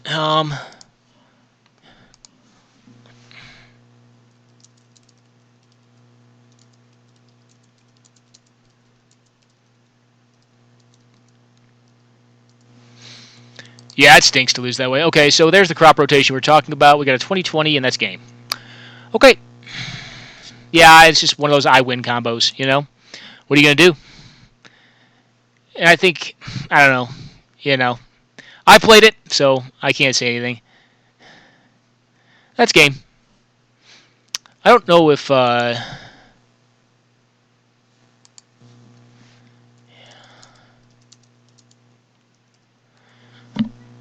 yeah, I got dots pretty well. Okay. So that one ends. I'm going to go on a quick pause, guys, for a bathroom break. I'll be right back. All right, guys, we're back. We're on Dr. Pringles and ML Berlin's match right now. Those are some spooky cards. What does he take? He doesn't take the Splinter Twin, which is probably good. I wish I'd been watching a little better because I didn't quite see what went in his hand. I know it was a thing in the ice, possibly. Okay, he doesn't choose to play it out, so he has Counter Magic, or he wants to use his Desolate Lighthouse. Either seem like decent options to me. Let's see if Michelle and Reaper have come back up. Probably so. Cool. So she blows up his land, which is smart. I think his is not a deck that can play without lands. Gaddock seems wretched in this matchup. Just bad. Get out of the pack. Reveal top 5 cards. You may put a creature card from among them in your hand, put the rest in your graveyard. Okay, cool. She'll get another creature. She must be land heavy. I'm hoping for her sake she's land heavy. I generally don't like the play that she made if she's not. And I'm wondering... Okay, so she played a Satyr Wayfinder. I was wondering how the forest got into her graveyard. Cool. I mean, I guess Living Death is dead to her, but I mean, like, if she has a Recurring Nightmare, that could be very good. And who knows how good. Okay, well, she got him off black. That was a good call on her part. Ramosin Sergeant's going to be a problem, though, that she needs to deal with. Does she block here? I don't think so. I think you just take it. Interesting. Yeah, ML is... Well, he's got, like, all the boots and no men. That's the problem with boots. When I say boots, I mean, like, enchantments that pump creatures up, that buffer creatures up. He's on 3 cards against 7. I mean, True Conviction's a beating, but... You gotta have creatures to use it, right? Monastery Mentor is weird to me in this deck, too. I guess it's better with, like, cards like Always Watching and, like, Smuggler. Well, not Always Watching. What does he bounce here? Probably the Copter? Probably. Probably Copter. Or Conviction. I could see either. Conviction for mana efficiency? Okay. Copter can actually attack next turn, though. Okay, so she has a Nissa in play. No attacks, though. She needs some mana fixing. Yeah, he definitely won't block with the Ramosin as Sergeant. Now, if he's off lands, that's going to stink for him. If he's not, then he's going to town with his Sergeant and probably getting 2 or less. Okay. Probably getting the 2-mana one, the 2-1, the Amaru Scout, or the Defiant Falcon, I think it's called. It's like a 1-1 flyer that does the same thing as the Amaru Scout. That would be my guess. Free cards are always good, especially when you're on 3. Okay, this is probably going to be eating black-red. Oh, no, I'm sorry, black-green. Be my guess, of some variety. No. Okay, cool. I would have assumed black. Okay, well, she's got a Huntmaster. Cool card. Very good. It'll help knock out that Ramosin Sergeant. Especially if Reaper does not play any creatures on his turn and it expects to use it. So it does kind of actually play well against the Rebels. The Rebel tutor effects. Okay, and it's going to be, like I said, Amaru Scout or Defiant Falcon. That could be the wrong name, but it's a 1-1 flyer that does the same thing as Amaru Scout. What else could it be? It could be Blight Speaker. Yeah, Amaru Scout. We guessed right. It was one of those 2. It's 4 to do that. I kind of like Michelle's position with the Huntmaster. I didn't think of that card in her deck, and I think it's pretty good here. Really, it forces him to do things. He's going to get back either his Wooded Foothills... Yeah, probably Wooded Foothills fetching for a Bayou, would be my guess. Yeah, probably Bayou. And if he has something to cast, that's good for him. Possibly like a Thoughtseize or something like that. Okay, Aether Vial. I don't care for that card in this format. Card's great in Legacy for like Death and Taxes. I don't really care for it in this format, though. I think it's just like, if you don't have it in your opener, it's like so blah. Let's jump to the other game and just see how things are progressing. Okay, well, ML's got some things going on. He's attacking at least. It's not a bad thing. Ditched a Council's Judgment. It's too slow, and he was probably right to do it because this deck is going to win at instant speed. Although the Splinter Twin is gone, he has an active Caracas, which means that the combo can't be activated with a Kiki Jiki. And unless he has a way of returning Splinter Twin, which I don't foresee him having that ability because he's not on green mana, I think Caracas should be good enough unless he can find a Wasteland or a Tectonic Edge. Or, like, I don't know, possibly like... I don't know if he's running it, but like possibly Rashadan Port. Dust Bowl. Those will both work too. Okay, let's go back to this game. Okay, well, we got a Dark Depths in play. That's spooky. We also have the Lin Civi, which is also a very scary card. Just a vast amount of card advantage. She does have the ability to activate her Raging Ravine this turn and do a healthy dose of damage. We'll see what she gets up to, though. So keep in mind, like, yeah, you know what's scary for her is they can also get the Weathered Wayfarer, which with her up on mana will allow him to find the Thespian Stage. I think she needs to life him very fast here. Because next turn, he could definitely use the Ramosan Sergeant to find... to find the Weather Wayfarer, play the Wayfarer out, and if he has one more land... No, he could already activate it. But it would have to be on the following turn. It's going to be tight. It's going to be a tight game. I think that's his line right now, but he has on 2 cards yet. It's probably his line. Okay, Sugar Dad, send me a message.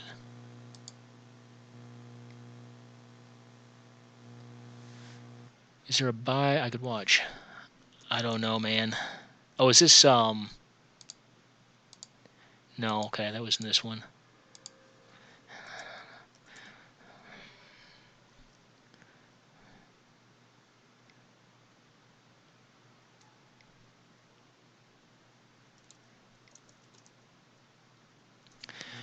Okay. Well, that's interesting. This is interesting. I figured he would have gone for the Withered Wayfarer. I guess he's too low on life to take that line of play.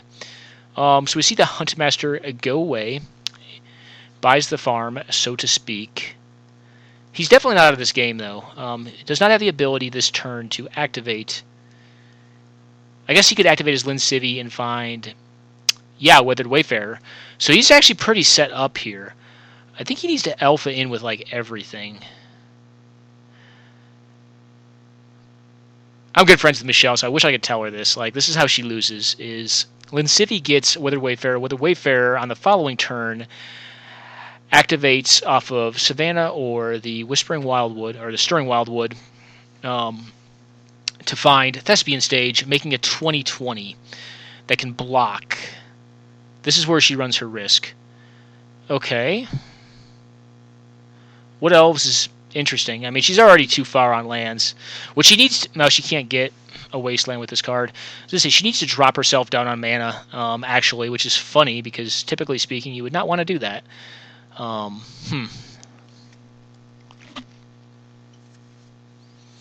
Yeah. We're going to see this kind of turn on her, and it's too bad. I don't think her deck can interact with it either.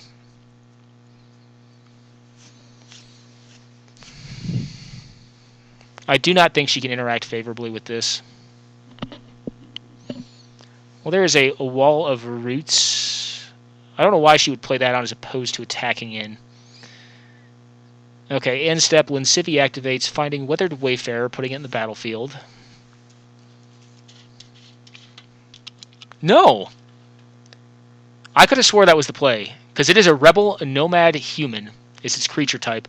So I think what Reaper needed to do there, unless I'm missing something very badly, is get that. He's at 5 lands. She's on, like, what, 7 or 8? He's got an alternate line. I don't know if it's right, though. I think that was actually the right play. But I can't know that without knowing his top deck. Okay, well, he's got this thing. But really the 2 cards that he had. So we see this thing. What does this thing get? I can't imagine anything worse than Weathered Wayfarer for her. And it would have been live this turn to make the 20/20 on her end step. Basically telling her, hey, do you have a way to deal with the 20/20 at instant speed? Which I don't think her style of deck will have that. She could gain life to get out of range of it. That's viable. How probable is that, though? Not very.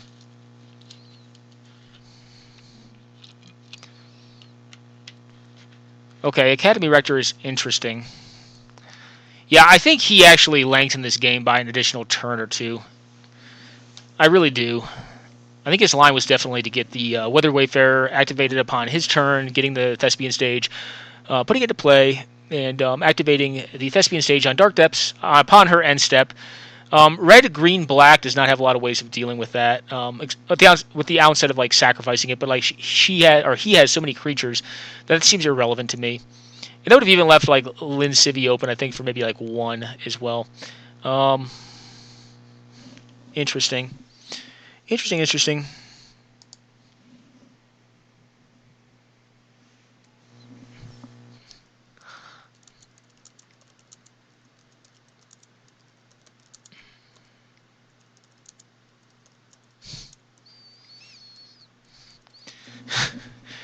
Michelle sometimes just play a little slower. Not a knock on her at all. Bone Shredder. Cool. It should knock out the Lin Civi.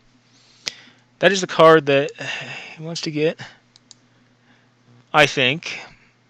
It also opens up attacks, although the Stirring Wildwood is... Huh.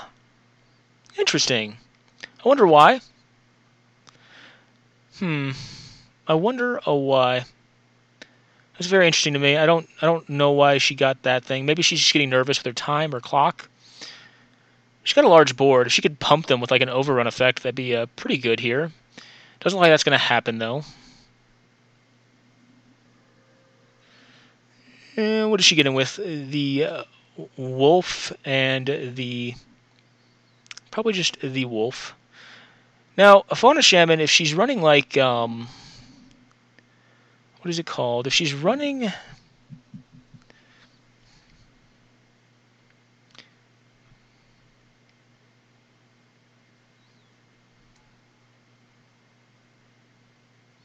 Okay.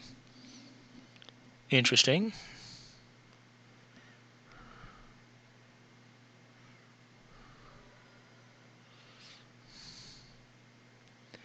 Well, Depths is definitely live here. And I'm wondering if I'm missing something. Fauna Shaman does give her outs.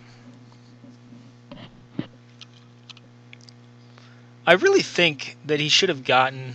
I don't know. I think he misplayed this. I think he really should have gotten the Weather Wayfarer. I think that was beyond right. I think it was beyond the right play. Okay, well, she's got big things now. Or he's got big things. That's interesting. He's got an active... He has an activation that can allow him to get a Academy Rector into play. But I don't really like how he's played this. Like, he's played it far more aggressively and far less like a combo route. And that should have been activated on her turn, more than likely. It just gives her more information, right? I mean, given we're pretty sure he's going to play that. I think she leaves the Bone Shredder active here. I think she actually leaves it in play. Depends. If she doesn't, she sacrifices it for life, right? Oh, I don't know. Depends on what she has. She could just let it go.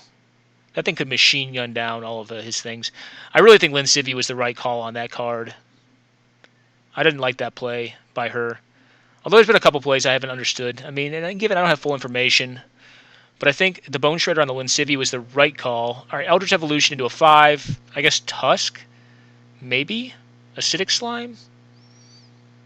Bone Shredder. Or not Bone Shredder, Shriekmaw. Shriekmaw is the card, I think. And Shriekmaw probably needs to get the Lin Civi of all those cards, I think still. Mirror Entity is scary, but, like, what does it do here? Oh, Shriekmaw's in her graveyard. So I guess it is Tusk. Ick. Or Acidic Slime so she cannot get Dark Depths out. Acidic Slime, okay, to not get Dark Depths down. That's going to stop his, his alternate win con, which is that, that Depths. That's still okay. Lin Civi is just going to, pour advantage out for him, though. But I guess she has a Nissa, so she's getting extra card every turn. She's definitely up on mana advantage right now. You got to be a little worried about the Academy Rector. This is interesting. I don't know. He probably has, a survival, or not a survival, Recurring Nightmare, which could be spooky, because it's going to get Eternal Witness, which can get back Dark Depths, so I don't know if I like this attack. I think I like waiting to attack until it's a foregone conclusion that you're going to win. And actually, the Wolf is a bad attack, because she'll just, well, it could be favorably blocked with the use of the Mirror Entity. Okay.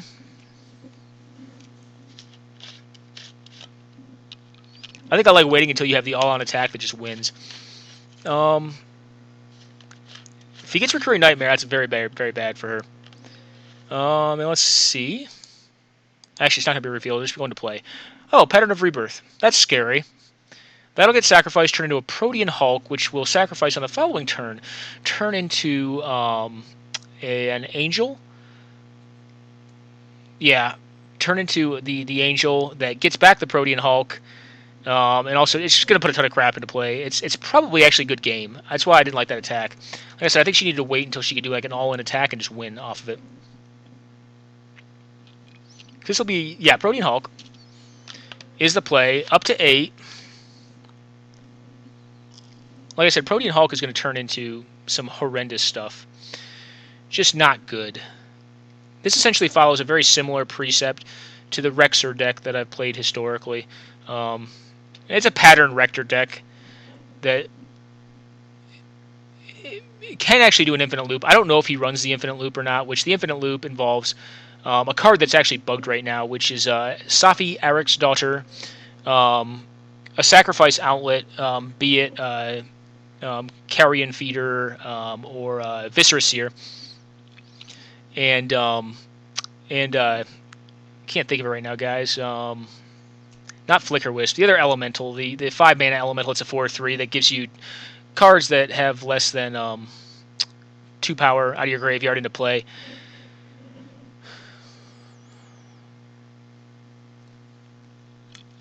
Yeah, her position's actually getting a little more hopeless, especially with the clock the way it is right now.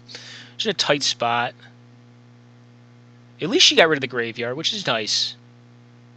I think, I don't know. It's going to be very tough here to win, especially in time. What is she hoping for? Like, what is the best for her? She's going to keep on getting value off of these. Like I said, this is going to turn into that angel. I can never remember his name. The Pro Black 2/2 that gives you a creature back from your graveyard. So it just has Resurrection on a 2/2 body with Echo. But the Echo is irrelevant. And actually, you want that card to go to your graveyard because you recurse it, and then it just turns into a whole big mess of value.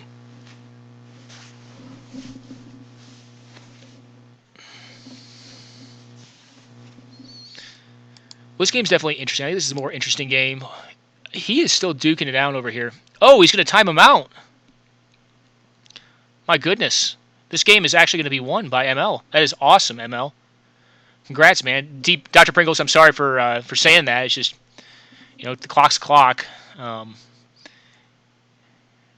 did not think he was winning this one. And a true conviction. Well, that's a lot of damage. He may actually just win based upon damage itself. Yeah, it's a lot of damage. With, like, no favorable blocks. It's just huge. Okay, ML wins the match. Cool. Congrats, ML. Very cool. I think Michelle may have pitched this one, to be honest. And he definitely did not play this as well as he could have. Like, this game did not have to go this far. Like I was saying, the Linsivvy, yeah, there's the Safi, the Angels in the G-Yard, and evidently he does not play the 4/3 flyer that combos out with Safi that allows you to draw your whole deck with Protean Hulk. But he's got the Sack Outlet, he's got the Safi. Safi is unfortunately broken for him. I hope he tested this before he started playing. If it works, great, but like the last time I played this deck, which is like probably a week ago, Safi was broken, and it was very bad. Okay, well, that would be lethal. Yeah, it's GG's. So I think we're playing against Reaper in the finals, which will be interesting. Should be a good game. I don't know who's advantaged in it. If he gets an early Rebel start, I think he will be advantaged. If he clunks out at all, I think we can get him.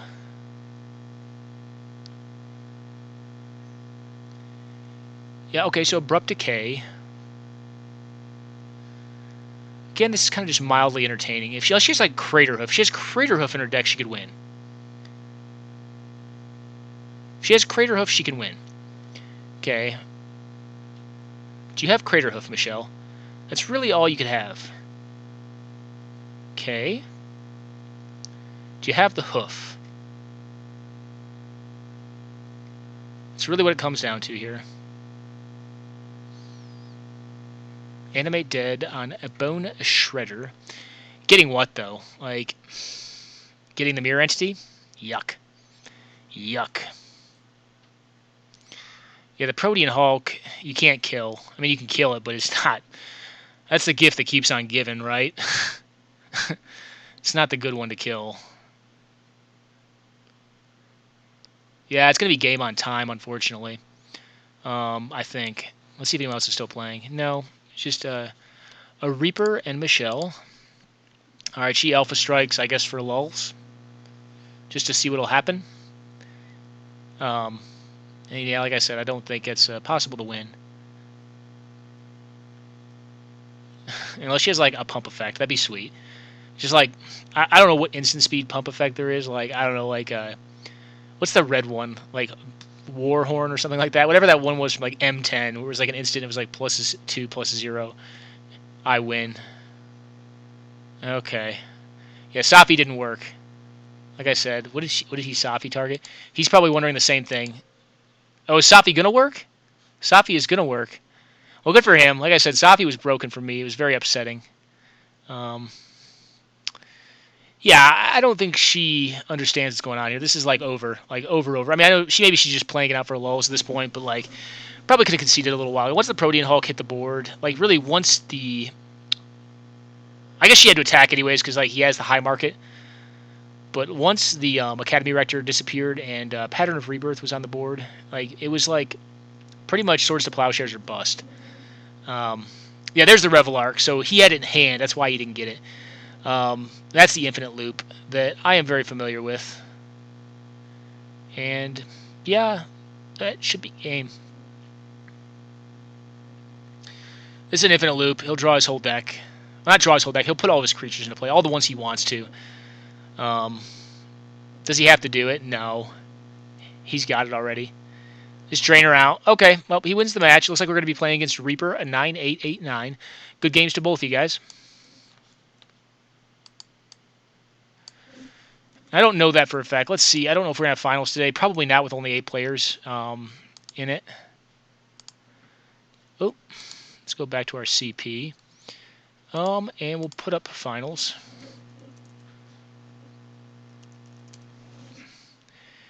I don't think... I think we can get there. I'm going to go on a pause. Real quick, though, guys. I'll be right. All right, Reaper was ready to get it on, so we're already in it to win it. Let's get after it. Well, we can't keep this one, so we'll mull. This is terrible, too. Cool.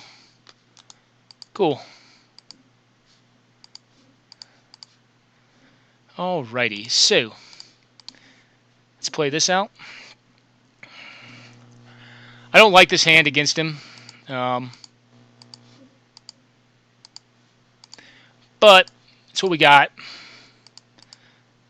Need to draw planes into 8.5. Tech Edge could be nice later. But I don't like where we're at right now, guys. It's not bueno, as they say. Mulling to 5 on the play is just miserable. But having a no-lander with like total gas and then into like a 6-land or 5-lander is just it's just bad luck. It happens though. It happens. We're going to see a Gaddock Teeg here. If we do, cool. Gaddock Teeg is not a problem for this deck. Oh, really? Well, I'm fine with that, actually. You can block whichever one you'd like, or you can take the damage from your deck. I am fine with that, too. Cool.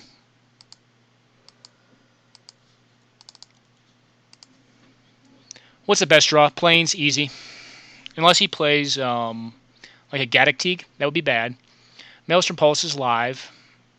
Cool. Heliod's a Pilgrim, getting nothing. That's fine. I guess it'll block our 8.5. I'm fine with that. We got his next land drop. Oh, Animate Dead. That's right, it gets a card from the deck. Alright, Animate Dead. It's fine. Interesting. Okay, so we will attack in with our 8.5 tails. 8.5 tails will get in there. Well, this hand is definitely a beating.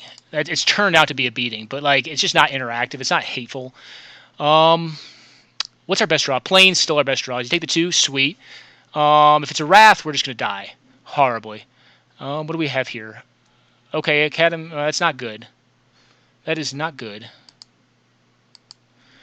Well, that's like the worst.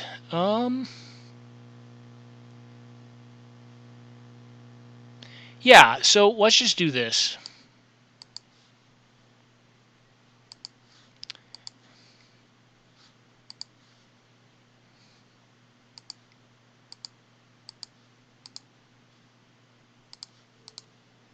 We don't really have anything better to do with our mana. Oh, actually, crap. We do not need to do that. We need to keep the pressure up, though.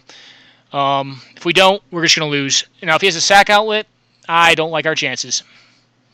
But we got to keep this pressure going, or else we're just going to lose anyways. Land is still great. I would have liked to have... All right, Elmiri's Call getting a sack outlet. Not good, guys. Not good. So we're going to see Pattern come down. We're probably losing this turn, actually. Which stinks. It's an unfortunate circumstance. That is an epically good draw. Okay. Let's just beat the living crap out of him. I'm sorry, buddy. We just luck-sacked like champions. Sometimes you just get there, right? This is so great.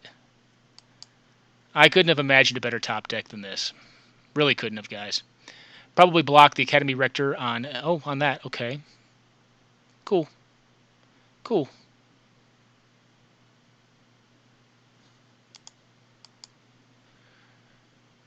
Okie doke. So we'll lose those two things. He can put +1/+1 counters on his thing. That's fine. What I think he wants to try to do here is block, sack, and then get the patterns. So if it's in his top 4, he's going to get it. Cool. That's really cool. This is so epically great here. This deck loves me. I say that, and he's probably just going to find it, right? Like, he's probably just randomly going to find this thing on the top 4. I'm going to be sad face. I guess he has Animate Dead in hand. He can bring the Academy Rector back. That doesn't really answer the Aven Mind Sensor, though. Cool. Okie doke. So we get him down to 7. If we can get Gideon next turn. If we don't get Gideon, we probably just leave up the protection. But that thing can't block. So what does he do here? Animate Dead? No. I don't know. Dust Bowl me? Okay. I'm fine with that. If he wants to Dust Bowl me, I'm okay with that. If he has, like... Alright, Tainted Pact. So he's hunting for what here? Probably, and he can go through his whole deck, so he can get whatever he wants. Probably a Toxic Deluge would be my guess, if he has it.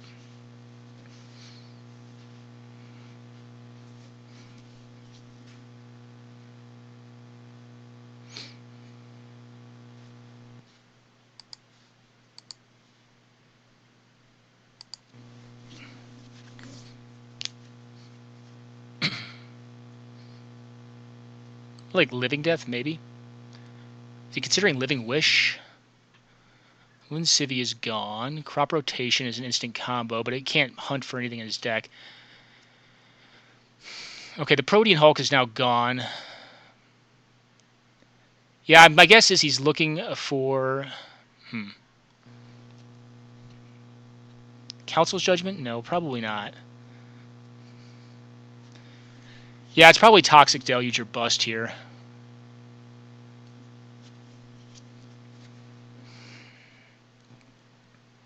That card's interesting, but it doesn't do anything here. Blight Speaker. That just loses 1 life. It doesn't do 1 damage to my creatures.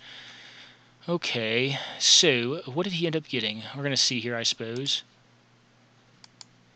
Okay, Path to Exile. Yes, I would.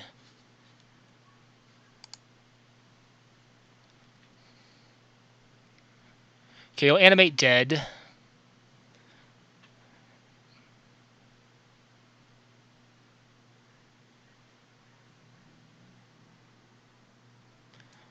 On the Academy Rector. But with the Protean Hulk gone, he has to get a flyer, right?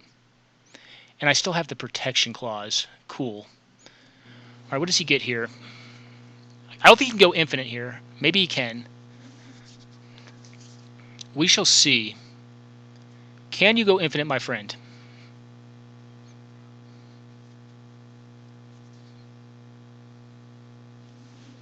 Okie doke. 3 damage. Cool.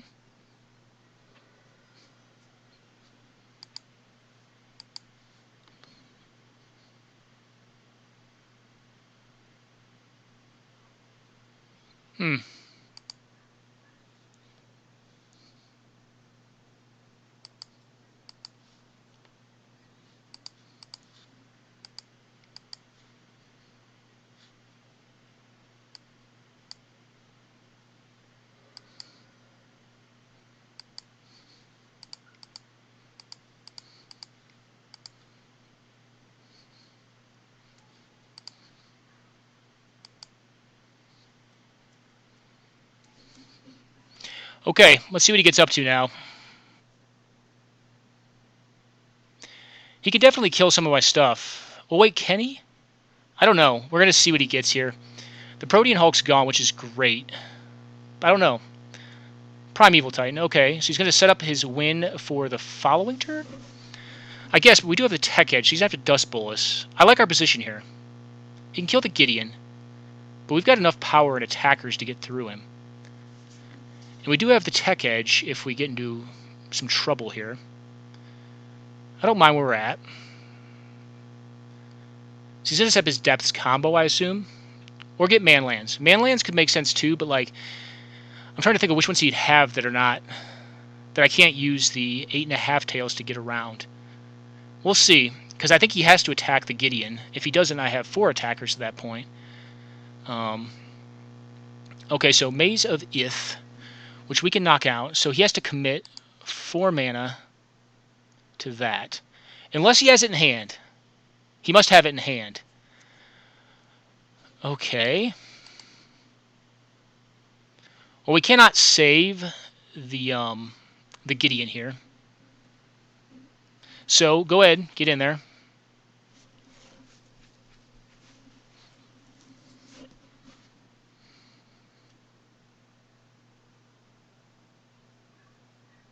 Okay, interesting. You got the Gideon. And you're going to Dust Bowl our land, I assume?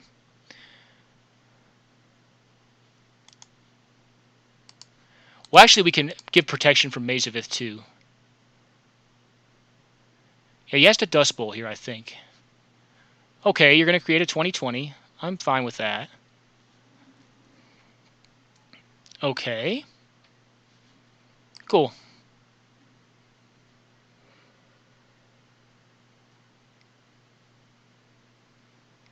And what do we have here? Oh, cool, another threat. Interesting. So, we are at 17 life. This is already white.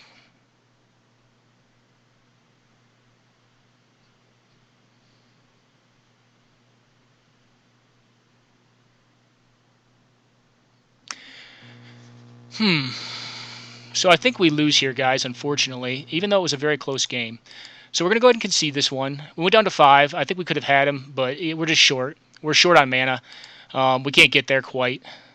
So we'll go to boards. What do I like in this matchup? Well, I definitely like Samurai. That card seems great. Hallowed Moonlight seems great. Disenchant seems okay. A Mark of or Crackdown is interesting. I don't think so though. This is not going to be quite good enough, I don't think. I think this is good. I do like the Parallax Wave. I think it's good. I think we're going to be very efficient. His deck is a bit greedier, but I think we can get there. Whipcorder is actually good too. What is not good? I like the Jotun Grunt. Imposing Sovereign seems fine to me. Declaration Stone, a little slow. But I don't mind it. I still want removal, I think.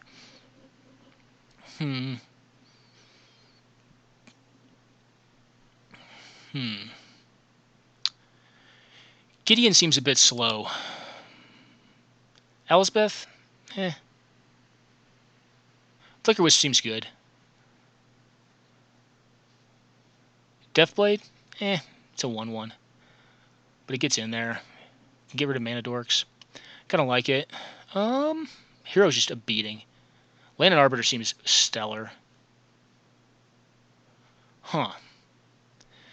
So I think what we end up going with here is, I think we're going to cut the Elspeth too, and just go like really low to the ground.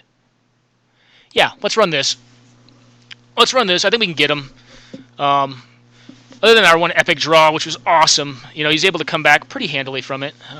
So that stinks, but sometimes you mull to 5. This hand's great. Rather have a 1-drop, but let's keep it. We have a Leonin Arbiter, which is just a beating. So let's just go ahead and get this out of the way. I think here we just get the Bone Splitter. Yeah, because we have the other one to fetch more. Let's see what he plays out here. Cool, a tapped land. Let's not show the Caracas yet, but we are going to play this out and say, hey, you're not searching for anything, man. And next turn, I think we'll play out our Council's Lieutenant and our Bone Splitter. I think that's the play. Okay. Cool. Gaddock Teague. Well, here's what we do. I don't really need to cast 4 and 5 mana spells. Actually, undo. We'll play this out.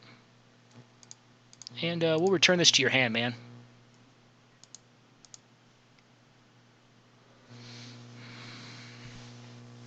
This develops our board the best while leaving him behind. On 8 cards in hand, he can play that thing out again, but I mean, I'll just flip it back to his hand.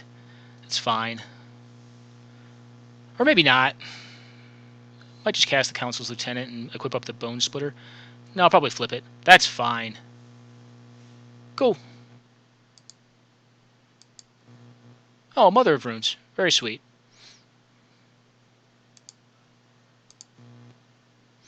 Yeah, I think what we'll do is this.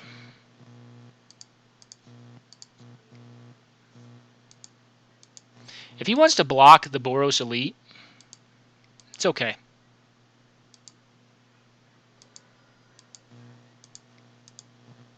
Now, oh wait, Natural Order wouldn't work here because we have the Leonin Arbiter in play. Mother of Runes is just good protection. I mean, there is like random consideration to just like attacking with it, right? So you have to block it. Eh. I think we can get this deck though. I think it's just, you know, our Molda 5 was tough.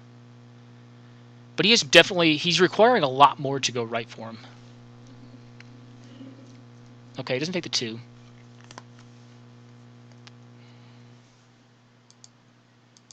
Cool, more land.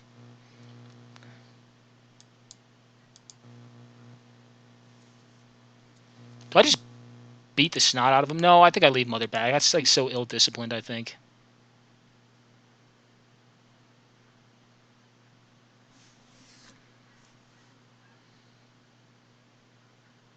Okay, we'll trade there. I will trade that too. That's a fine trade. I'm not going to protect it.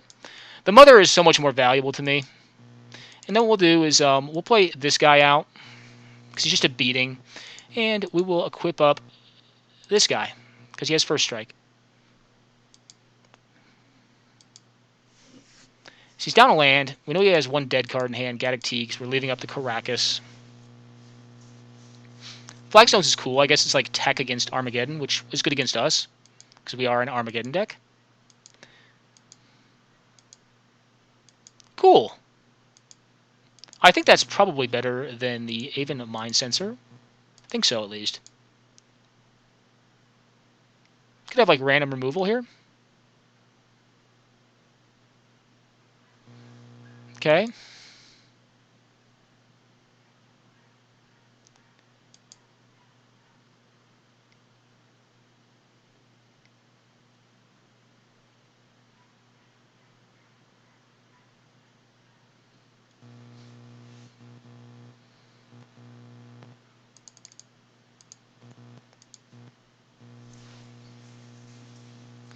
We'll even Mind Sensor him at this point. This is even worse.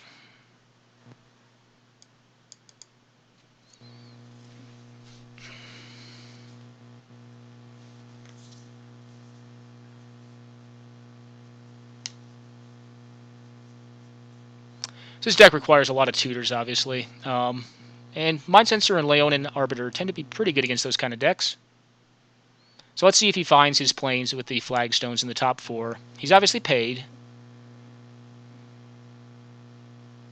Okay, he found it. Let's see what he finds with this. Okay, just finds a swamp. Cool. Well, that should put him pretty dead next turn. But we'll see what he can string together. He's got 5 cards in hand, 6 with the draw. That's not nothing.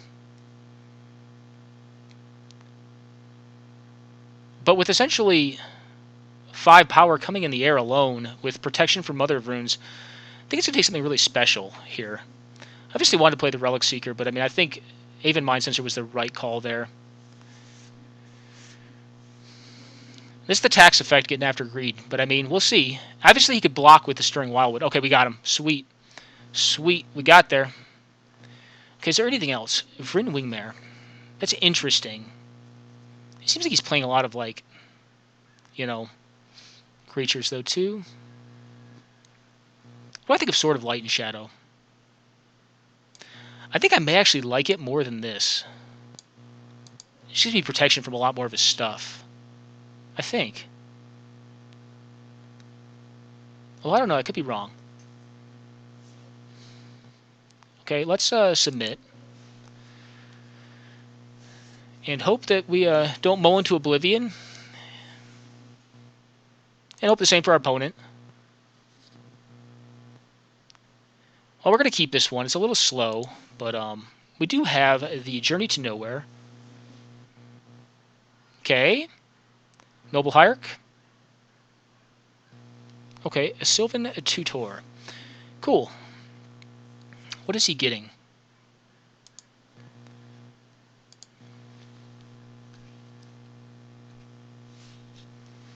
Okay, well, we'll take care of that right quick. We're going to get rid of the lands in our deck.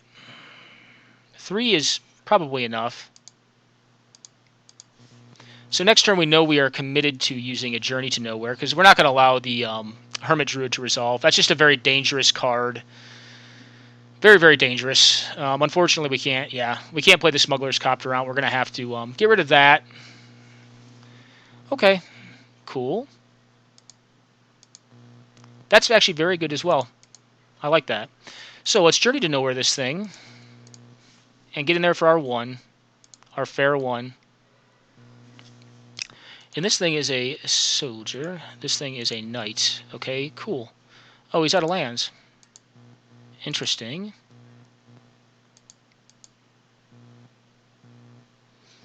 I think what I like doing is this. Let's mana screw him.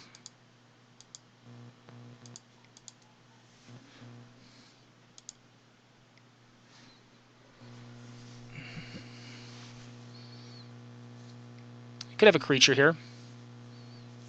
Cool, Lin Civi.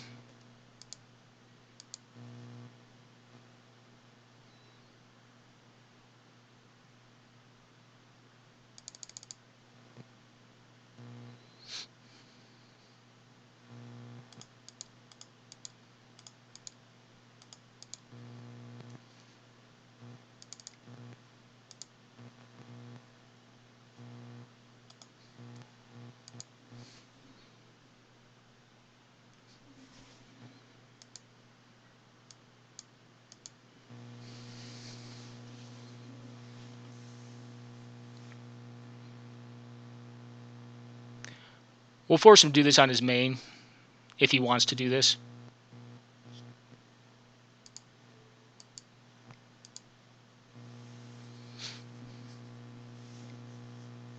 Probably going to get a Weathered Wayfarer, my guess would be.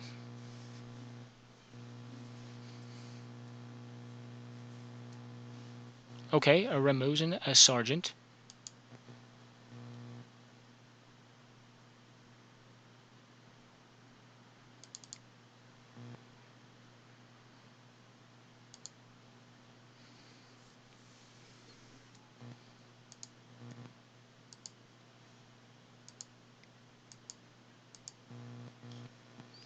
I think what we do here is just swing.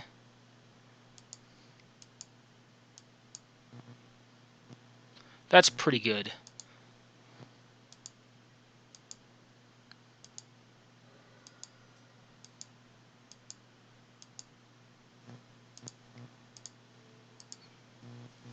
Force him to do this now if he wants to. Okay, go ahead.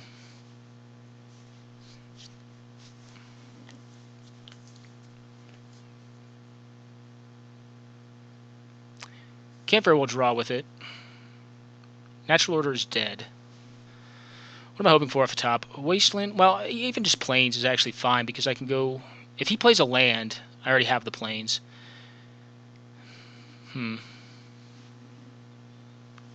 Okay, that's actually fine. I think. Maze of Ith is probably what he's getting. Glacial Chasm, okay. Interesting.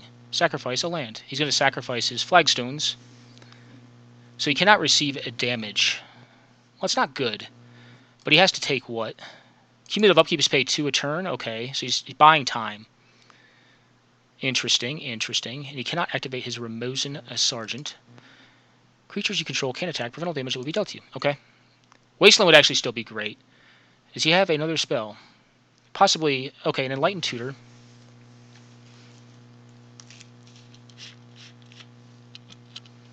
We still probably attack with our Smuggler's Copter. If we get like an Armageddon, if we get like a land Armageddon, I think that's just game for us.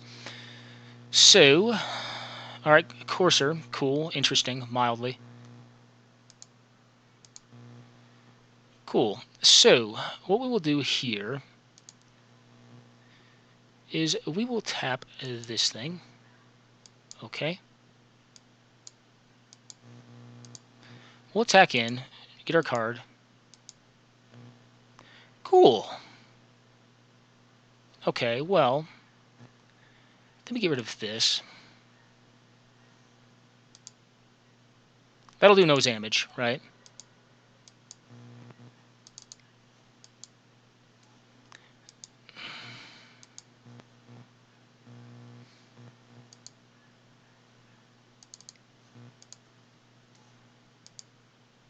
And then we have Armageddon next turn, so it's going to take something special for him to get out of this.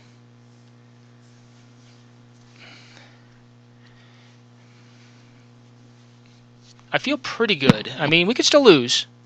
Don't get me wrong, he does have a land drop plus a Courser. He found the Courser, specifically, with his Enlightened Tutor.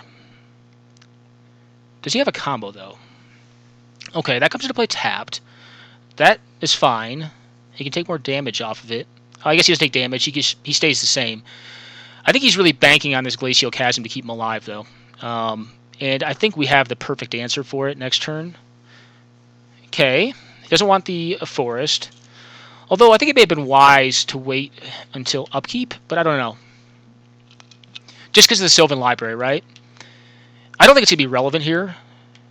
On 1 mana, I don't think he can get us. I don't think there's a card. I don't think there's card in Magic that gets us from here. I think we are there with the Armageddon that I was talking about, and the reason we activated the Smuggler's Copter. So let's show them that we have this. This should be game. Yeah. Cool. And we'll activate using this thing. Okay.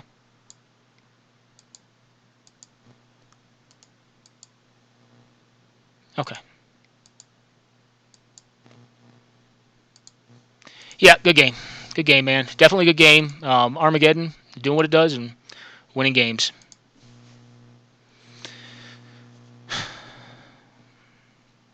Okay. So, definitely sweet. I think we took down our second straight tournament with okay, report result with Death and Taxes. This will be the 3rd time this deck has won in its varied forms. So sweet, you know, it was really fun. Let's go back and see who else is playing right now, guys. So we got Frysik on Michelle. I kind of want to check out. Well, we'll check out both of them. So let's watch both these games. Let's get this one fired up, and then we'll get the other one fired up as well. I just saw a triggered activation of a Shrine of Burning Rage, which is generally... Oh, that's over. Which is generally not good. Okay, so that's loading. Oi. A little bit of lag. Oh, but she's on 22 life. She's on 18? I think overall she's favored in this matchup. I kind of hope to see Michelle go 2-1. And Michelle, at least I got to avenge you. And Reaper, that's nothing against you. I haven't played with you as much, and I'm friends with Michelle, but I'm sure you're an awesome guy or awesome gal. And definitely a good player. Loman, there's definitely a bug with both Animate and Dance of Dead. 3 times I have lost creatures, each different. That's really weird.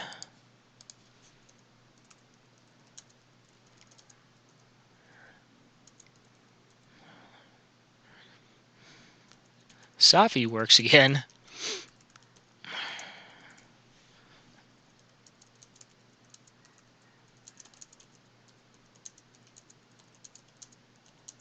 It definitely lost her one game, but I mean, there's like nothing Wizards is going to do for this. It's not like a money tournament, right?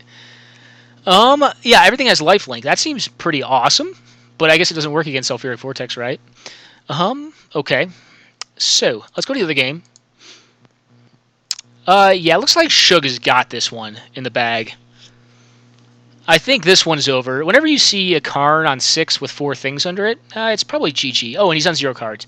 Yeah, we're going back to the other match. The other match looks far more interesting than this. That looks like it's a raffle stomp at this point. But, ML, I hope you get out of it in the second game or in the third game or whichever game you guys are on. Alright. What do we have here? Cycling a land, looking for gas. Or trying to make the barbering live. Looks like he still has lands in hand, though. That's not generally a good place to be, especially when she's on 18 life. Does she block this? Depends on what she has in hand. That's really crappy, though. That like she probably deaded that slime and like it didn't do anything for her. Or it got the outpost siege and she went to animate it and it didn't do anything. That's so miserable. Like, it's just so unfair. Like, I don't know. I heard the lead programmer got fired. I don't know if that's true or not. It's just... It's too bad MTGO. Like, this is one of the greatest games I've ever played, you know. I don't play a ton of them. I used to when I was younger.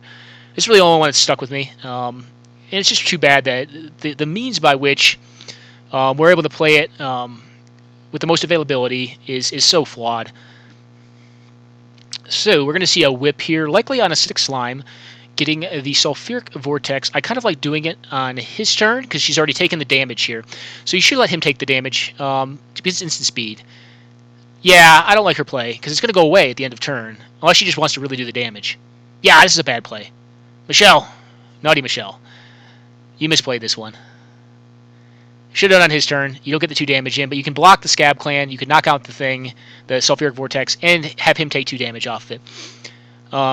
He could blow his Barbering on this. He won't. He probably would have next turn, actually, though, which is funny. So you could have also taken him off the Barbering. He's going to blow it here, which is like being generous, in my opinion. Like, I would just take the 2 damage if I were him, but I also don't know what his 3 cards are. That could just be all lands. Let's go to the other game and see if anything has changed. No, this is still a stomp. Yeah. This game's still over. Although I guess Urza's Factory's live. I guess it's a thing. No, we're not watching that one. We'll wait until the game shifts or changes over. Huh. Yeah, I really liked Reaper's deck. I thought it was really interesting. It's got a lot going on, though. A lot of tutor effects. I'm just thinking back to that match. And if I could have played the first game any better. I think I played it right, but I don't know. I mean, I think my mole decisions were definitely correct. But, so, if she doesn't have anything to do, she should leave up the whip.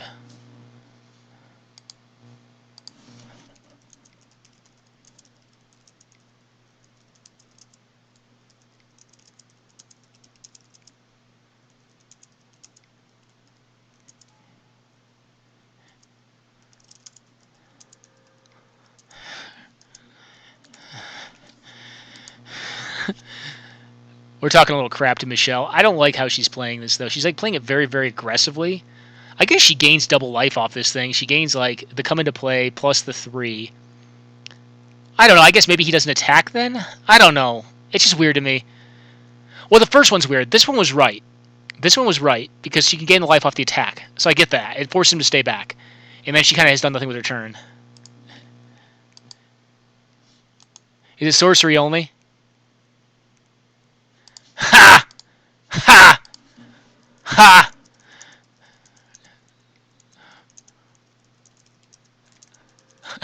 I'm bad.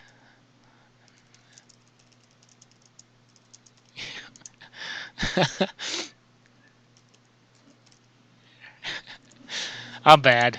I've seen that card a lot in Cube. I don't care for it.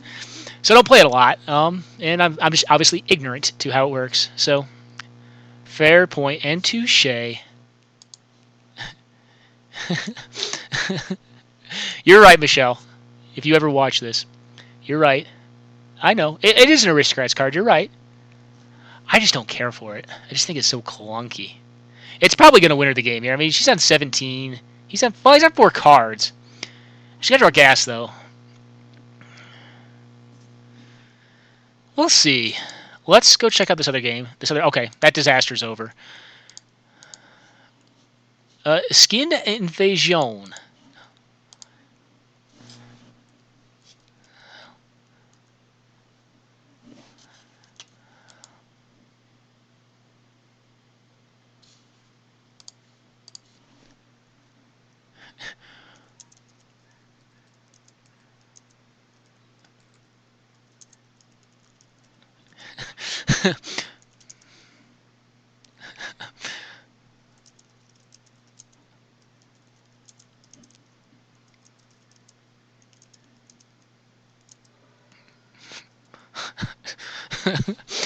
Yeah, I did. I called myself out. I'm an ignoramus when it comes to a whip of Erebos, evidently. Or I probably should have reread it. I just made some false assumptions as to how it works. And it certainly does not do that. Damnation. Oh, okay, well, he's going to get a 3-4. Right? Yeah, Skin a Shredder. It's not confusing. It always makes me think like Bone Shredder or like Skin or Render. Okay, so he gets his 4-4. Or his 3-4. She's at 9. That's not good. He can win this, actually. What is she going to have here? Traverse. 4 card types, so she's going to get something. Thragtusk? Thragtusk probably makes the most sense. So take 3. He's 2 cards. Drawing a 3rd. He could kill her. Like, he realistically could kill her here. Yeah. Yeah, Thragtusk, as expected. So, he does 3 here. There's a lot of cards that do it here for him. I don't know what he's got in hand. If he burns her instant speed, yeah, here it goes. Here it goes. Top deck, top deck. He's tapping his top deck. If he has it, he has it. Any 4 damage or 3 damage spell. Frysek, does he say good game? Okay, he must have it. Or he's just saying that because he doesn't have it. And he's conceding. She probably doesn't know how it's a good game. I guess he has it because he's attacking here. Alright. Frysek, poor form, brother. You should just tell him. You should just shoot it off in the beginning. I mean, why not? You know, let him know. Because good games in this situation could mean a lot of things, in my opinion. Okay, is that game complete? Oh, it's complete. Okay. Well, Frysek, congratulations. You have a history of burning Michelle Wong's face. If I'm not mistaken, I believe I gave you kudos for blowing her up with a price of progress.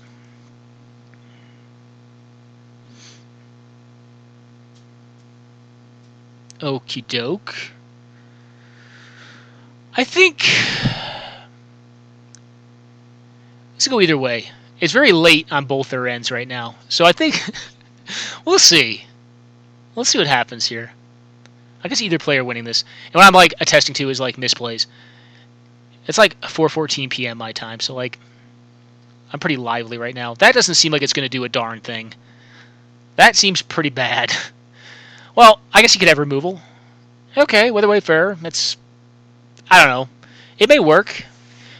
I don't know what all lands he has in his deck.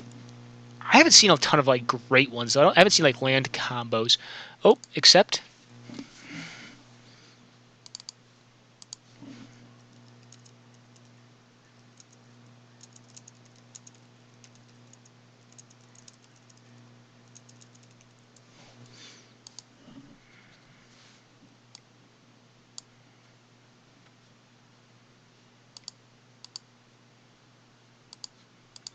Let's see if she cares to play some Commander after this.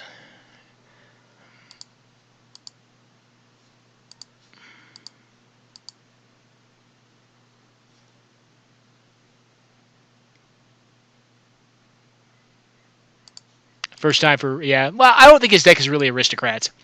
His deck is really like a litany of combo pieces put together. It's really, I must go down. I don't like losing to red deck. My deck should not lose to it, to be fair. No, it shouldn't. But sometimes red deck just wins.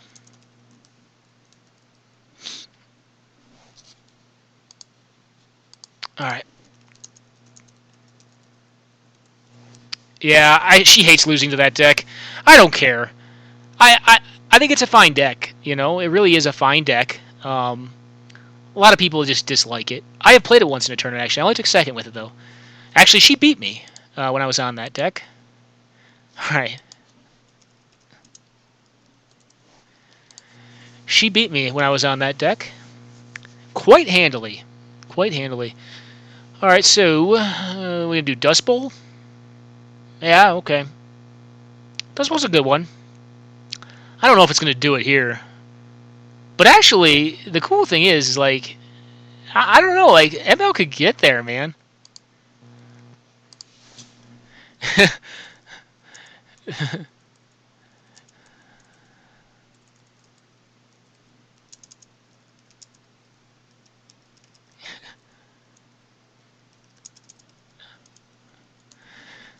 Alright.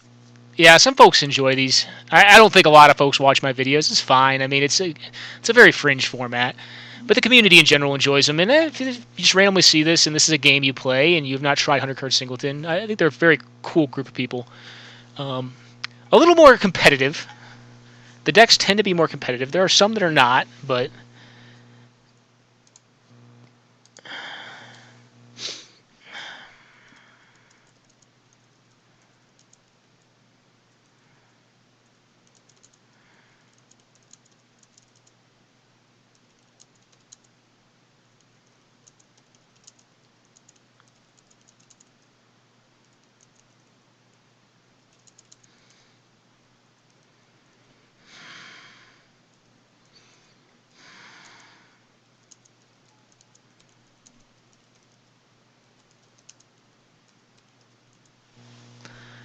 I don't really know with it. It's just, I don't know on that. I mean,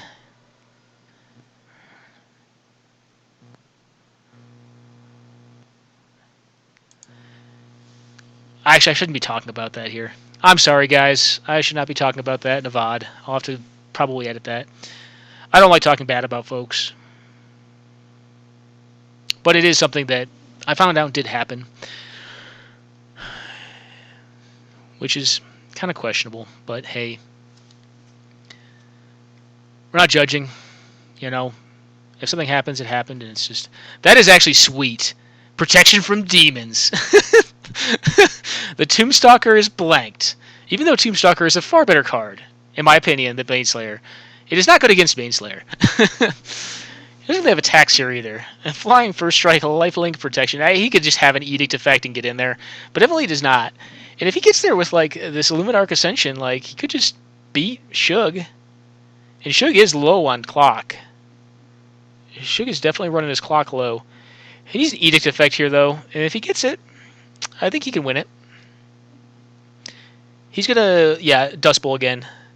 It's funny, so in the recording I did, I think he's gonna Dust Bowl again, where I like comment on his use of Dust Bowl, and like if you have Dust Bowl and you're head on board, which he is right now, you just want to Dust Bowl for the fences with that thing. You know, you want to just blow everything up. All right.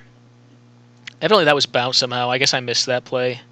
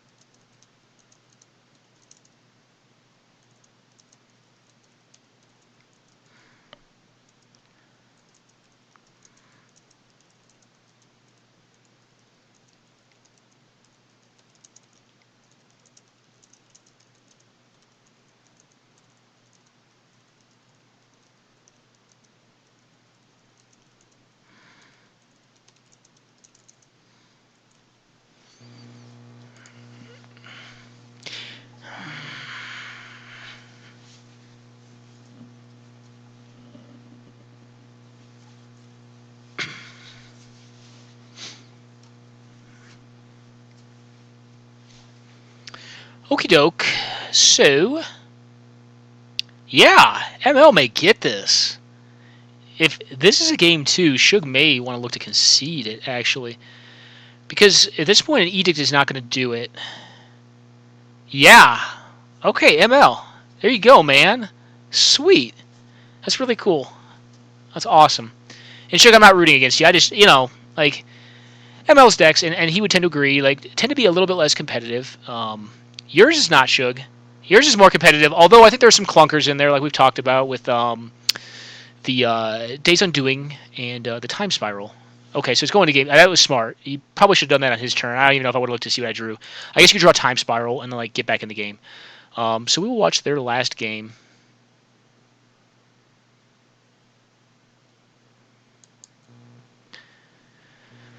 Huh.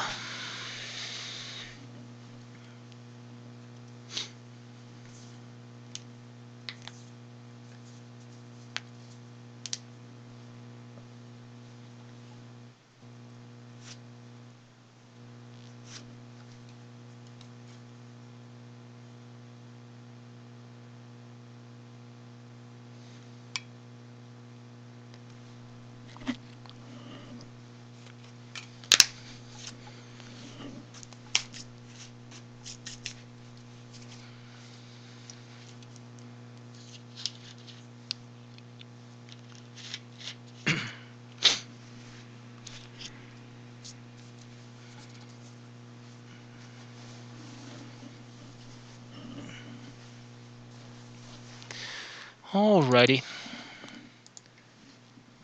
We'll go on a quick pause here, guys.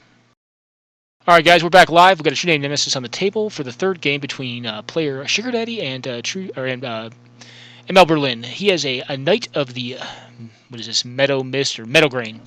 A 2/2 lifelink for a striker. Fine card. Can attack in here. It does keep decent pace. That is a huge beating. ML, I think you may have this one, man. Unless he can get rid of that. If he can get rid of the Knight, I think he's in a better spot. He's going to need like an Edict effect or like a Doom Blade. Okay, he takes the damage here. True Name does not race that, though. There we go. Alright. And I'm rooting a bit for both players because, I want to see a good game. If Sugar Daddy has no answer to that, it's just game. But he's on 4 versus 6. Yikes. So he must have mulled the 6, and Berlin kept, but was on the draw because he won. Alright, he's got LD. Probably going to see a 4-mana creature here. Oh, Wrath of God.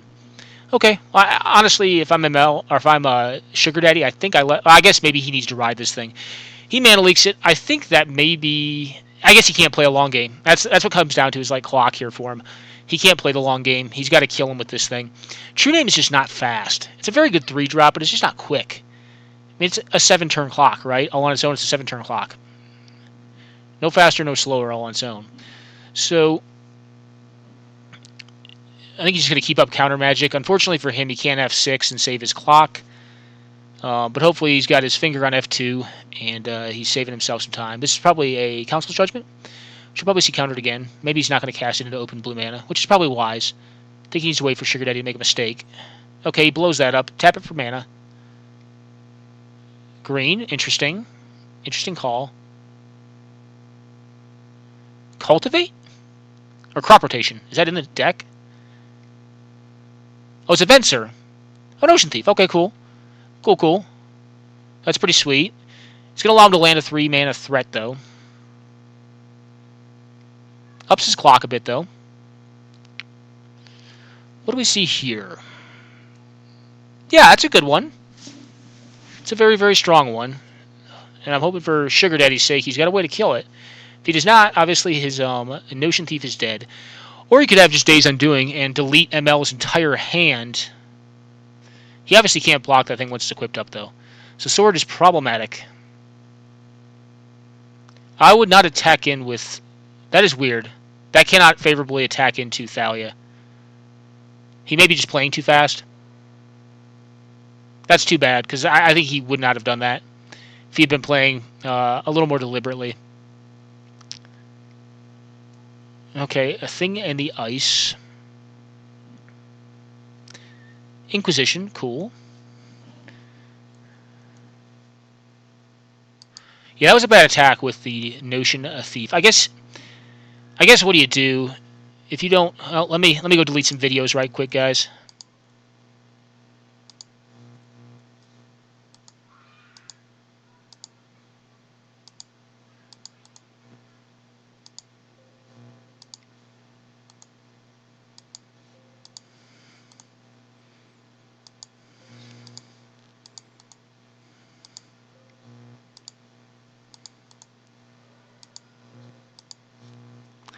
Okay, that should hopefully free up enough space.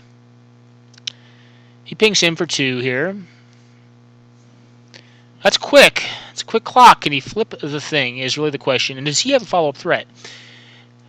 Mother of Runes is fine, but if the thing can be flipped, if he could do 3 here and flip the thing, I think he's got an okay shot. That stinks for him. His lands are not going to be coming into play untapped now, as it were.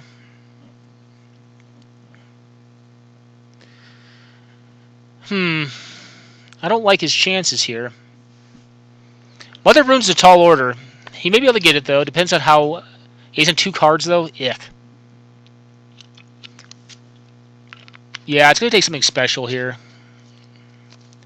Against a sorted up Thalia, Heretic Cathar, which is like one of the better cards even in my Death and Taxes deck that I was just running.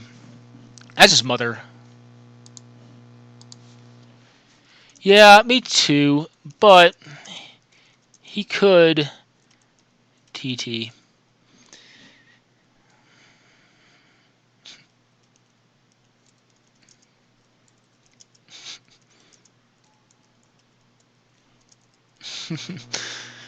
I'm trolling a little bit. Oh, he's got an aggressive hand. This looks like my Death and Taxes deck almost. His curve's a lot higher than this typically.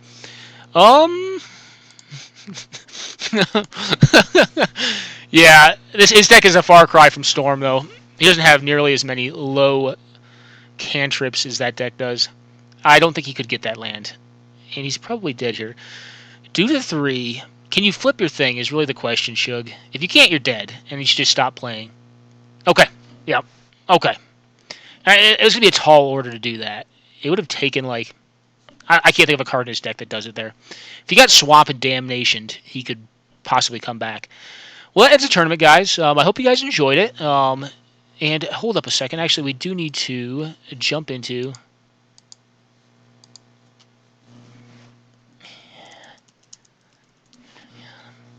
Alright, Shug jumped out. Hashtag is... Oop. Actually, we'll stop recording here, guys. Hey guys, we'll actually just close it out by doing a quick promo for how you actually register for this event. If you've kind of not heard me talk through it, I'll show you. You go to gatherling.com. If you just type in Gatherling into Google, you'll get to it. And you go to Gatherling, you go to the homepage. You should see the Chainsaw Massacre available. It's not going to be available currently because it's currently being played, and it's not an upcoming event, but it's played every Saturday at 15:30 or 3:30 p.m. Eastern Standard Time for the continental United States. Once you're in here and you go to your CP, you can register for the event. And if you go into a simple event report and click on the top bar for an event, it'll take you to the homepage for the MTG Salvation link, which shows you some random video content plus the rules. So if you get below all the video content right there, you can get into the actual game content or the actual rules of the game. So I hope you guys enjoyed the video set. Hope you guys enjoyed the series of decks we played against. There were some pretty sweet ones. I definitely think Reapers was awesome. And I hope you guys take care. Enjoy.